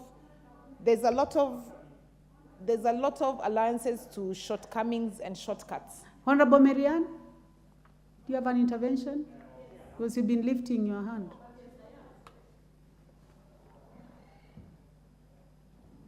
What is out of order, Honorable Marianne? No, Madam Speaker, because this motion is, this bill looks very popular. I think after she finishes, I think we can ask the mover to reply. Under Standing Order number 95. Is it the mood of the House that I call upon the mover to reply? Okay, I'll then put that to test. Honorable members, I would like to ask whether it is the mood of the House that I call upon the mover to reply. As many as are of that opinion say aye. Aye. As many as are of a contrary opinion say nay. The nays have it, so we proceed. Thank you, Honorable Speaker. Honorable Speaker, I think this is a very important motion to this country, and we should ventilate and debate as much as possible.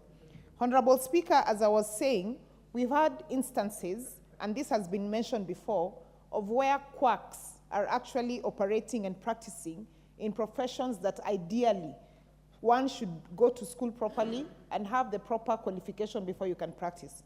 Just the other day, we have had a quack in the surgeon and medical environment. And Honorable Speaker, when we begin to allow some of these amendments to come through, we set a very dangerous precedent for this country. Because then we will also have situations where other people who just have diplomas will start coming in and saying that they want to go to court and start representing clients. So therefore, Honorable Speaker, I do not want us to encourage this. And I want to also just encourage the chair and the Committee of Health to be very, to take on positively the amendments that we seek to bring to the House in terms of what we feel should be regulated in this particular bill. Honorable Speaker, I also want to speak about clause 41, subsection 1B, which suggests removing the schedule of medicines, and also that we should be able to revert back to global acceptable scheduling as indicated in the standards in CAP 244. And the reason why I say this, Honorable Speaker, again, is because if you go to some of these countries out there like South Africa, Dubai, the UK, and you go to over the counter to request for medication, you will actually not be given medication, and they're very strict about that, unless you have proper prescription. And as a country, we should strive to go towards that direction, because by doing so, then we are able to not only safeguard the public, but we are also to ensure that the highest measurements of standards of medicine and prescription of the same is attained in our country.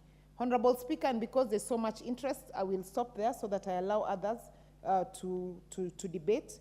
But I just want to, as I said, to urge the committee to be very positive in their reception towards the amendments that we will seek to be bringing to the floor of the House. I submit.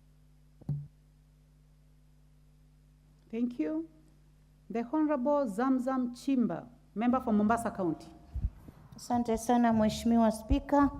Kwa vile muda unasi nitaenda mbio nikisema kwanza napongeza kamati ya afya kuweza kuleta mswada huu bungeni. Na Mheshimiwa Spika, madawa yamekuwa yakitumiwa kwa njia mbaya. Tumeona kuwa kuna watu wengi wamefungua chemist kila mahali wanauza. Mheshimiwa Spika, ikiwa mswada huu utaweza kupita na kurekebishwa sehemu ambazo zinaweza zikaleta sintofahamu kwa watu ambao wako katika hii industry, Mheshimiwa Spika, itakuwa ni mswada mzuri sana. Ifahamike kuwa Mheshimiwa Spika, kuna hata madawa ambayo watoto wengi wamekuwa wakiingia wanatumia, bora akiangalia ile prescription inasoma kitu gani, unapata anaenda ananunua, na yule mtu wa pharmacy kwa vile hamuulizi prescription kutoka kwa daktari, yeye anaangalia tu anampatia, yeye bora hafanye biashara. Kwa hiyo Mheshimiwa Spika, ikiwa kutakuwa na sheria kama hii inayoletwa ya kuzingatia kuwa lazima hii industry iangaliwe vizuri, lazima wale wanaouza wao ni watu ambao wamebobea katika sekta hii, ili tusiweze kuleta madhara kwa wananchi. Mheshimiwa Spika, Mheshimiwa Spika, watoto hata wa skuli wameweza kutumia madawa haya wakiyapata kiolela, kuavya mimba. Wengine wametumia ikiwa mtu pengine ana stress, anajua dawa fulani nikienda tu katika chemist fulani nitapata, nitakunywa, nitalala, lakini haisaidii. Mheshimiwa Spika, imekuwa ikiwaharibia maisha yao. Kwa hiyo mimi nataka nichukue fursa hii, kwa vile kuna wenzangu pia wataka kuzungumza, niseme napongeza mswada huu, lakini kama alivyosema dadangu Iron Mayaka, tusiwezi kuweka mwanya ambao utakuja watu wapelekana kotini wakirudi. Tuweke sheria ambayo itakuwa inakubalika, sheria ambayo itazingatia sheria ambayo tunayo katika taifa hili, na muhimu katika yote pia Mheshimiwa Spika, sisi tuna sehemu ambapo kwamba utapata watu dawa zikishakuwa zime-expire zenda kutupwa. Kule zinakotupwa waziwazi pia utapata kuna watu wanaenda wanaokota wanatumia. Ama katika hospitali zetu, nafikiri jana tumekuwa na hawa ndugu zetu wa KEMSA ambao tulikuwa tuwauliza maswali, ikabainika kuwa hata kuna dawa ambazo zilienda Mombasa County ambazo zilikuwa pengine expiry bado miezi 2-3.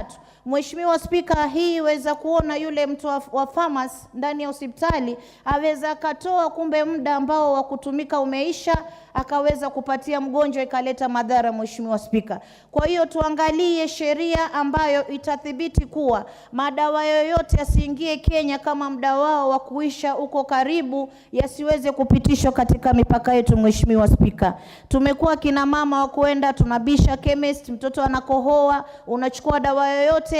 Tumepata kuna madawa mengi yametengezwa katika mataifa ya nje. Kwa mfano kulikuwa na tetesi, kuna dawa zilitoka Pakistan, zingine India, tukaona picha wanazitengeza nyumbani. Hizi madawa zimepata njia ya kuweza kuingia katika taifa letu na zimeweza kuleta madhara. Kwa hiyo naweza kuunga mjadala huu, kusupport hii kamati na kuwapongeza na kusema lazima tuweke sheria ambayo inaweza kudhibiti hii industry ya madawa. Asante sana Mheshimiwa Spika.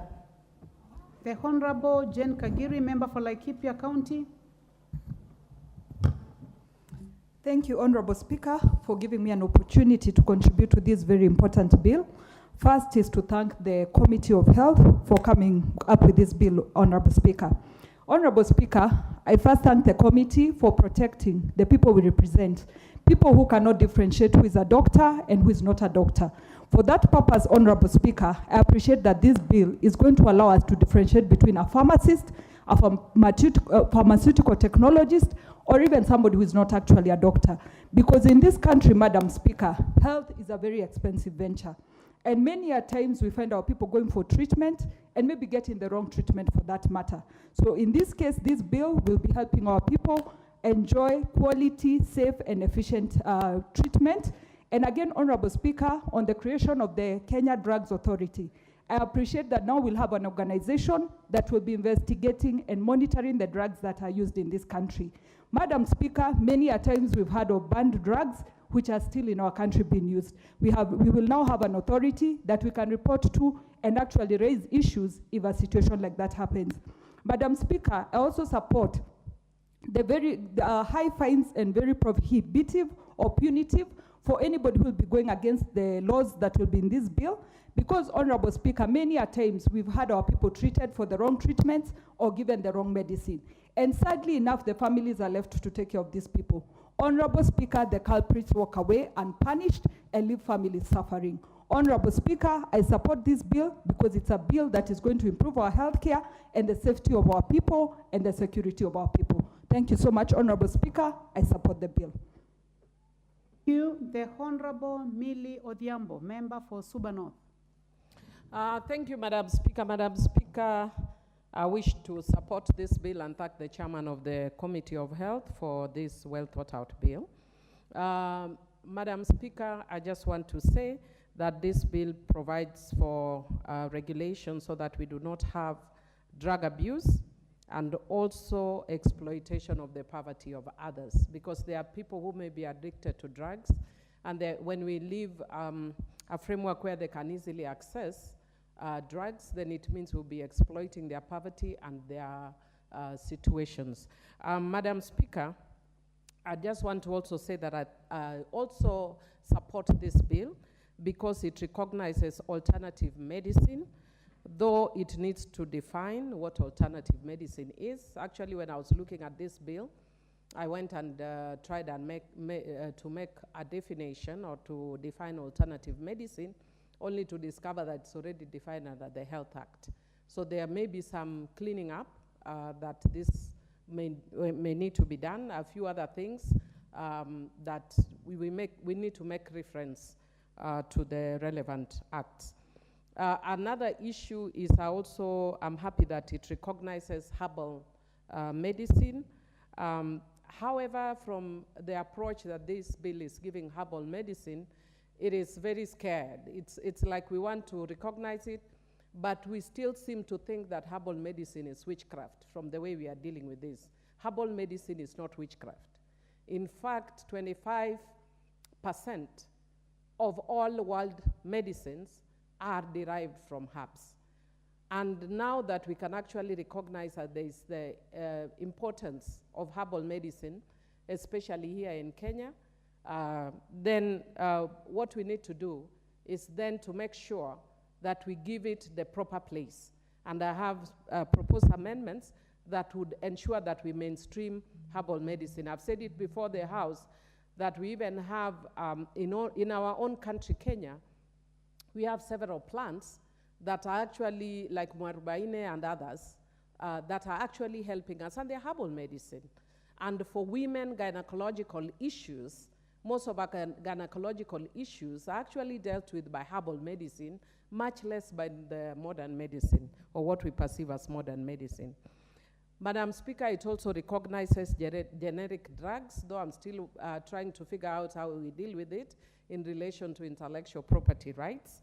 But I think that one of the things that is of concern to me is that it gives the doctors who are prescribing the medicine the opportunity to then allow the dispensing chemist a chance to dispense the generic drugs, but does not give the patient a chance to refuse the generic drugs.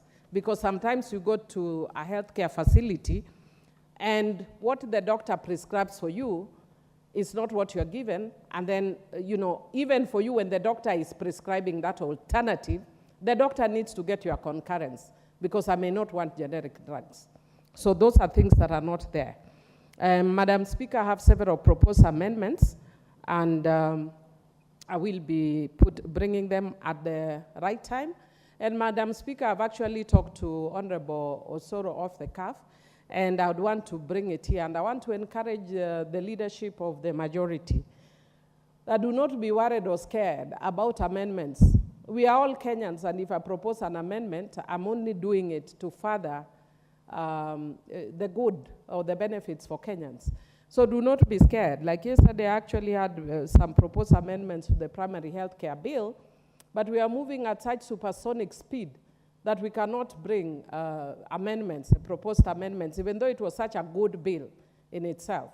But we wanted to look at adherence for people with HIV and AIDS. We wanted to look at ensuring that the issue of sexual and gender-based violence is treated as a health issue, because it provides a framework that reaches the household. And those are issues that are very significant. But the way we are moving, and it's unfortunate that we want to try and even shorten debate on this important bill, which is of significance to other members. And I'd want to encourage the leadership of this House that if you are not careful, very soon we'll be having what we call legislative dictatorship. We are used to executive dictatorship, but we are increasingly seeing what is appearing as legislative dictatorship.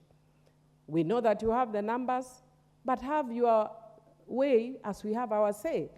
But where you use standing orders to keep stifling our voices, it's not a good thing, especially when you have a very good bill. Let members speak to it. The world is not ending tomorrow or the day after.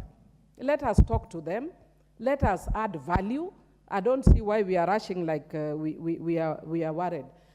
Chair, there's also the issue of the quacks.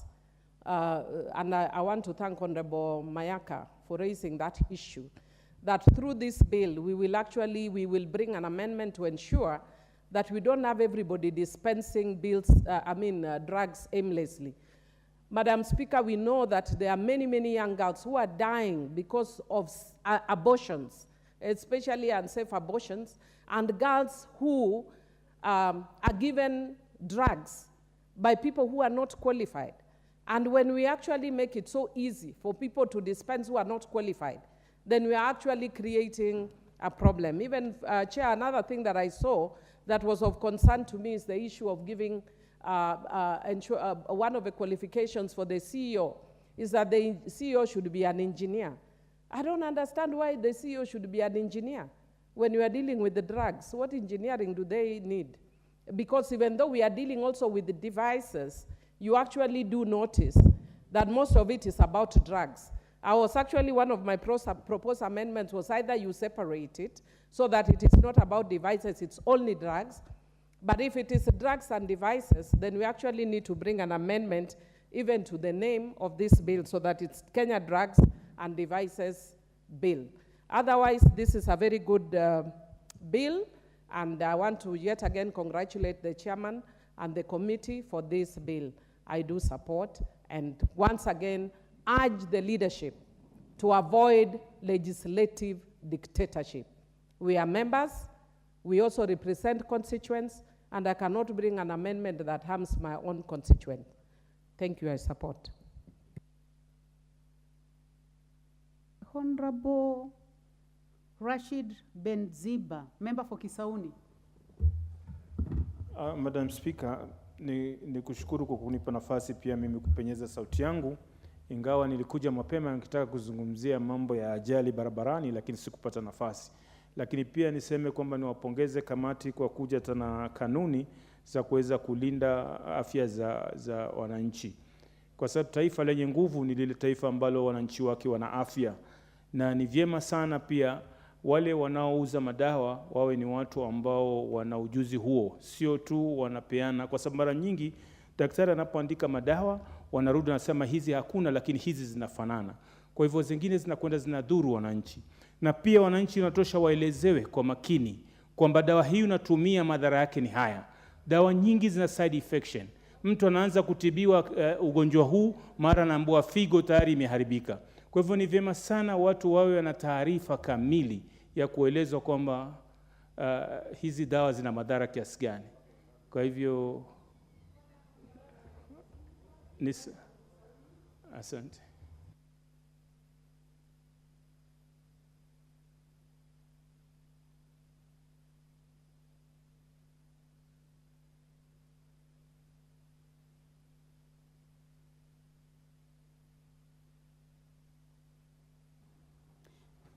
You have a balance. The Honorable Benziba, member for Kisauni, you have 8 minutes balance.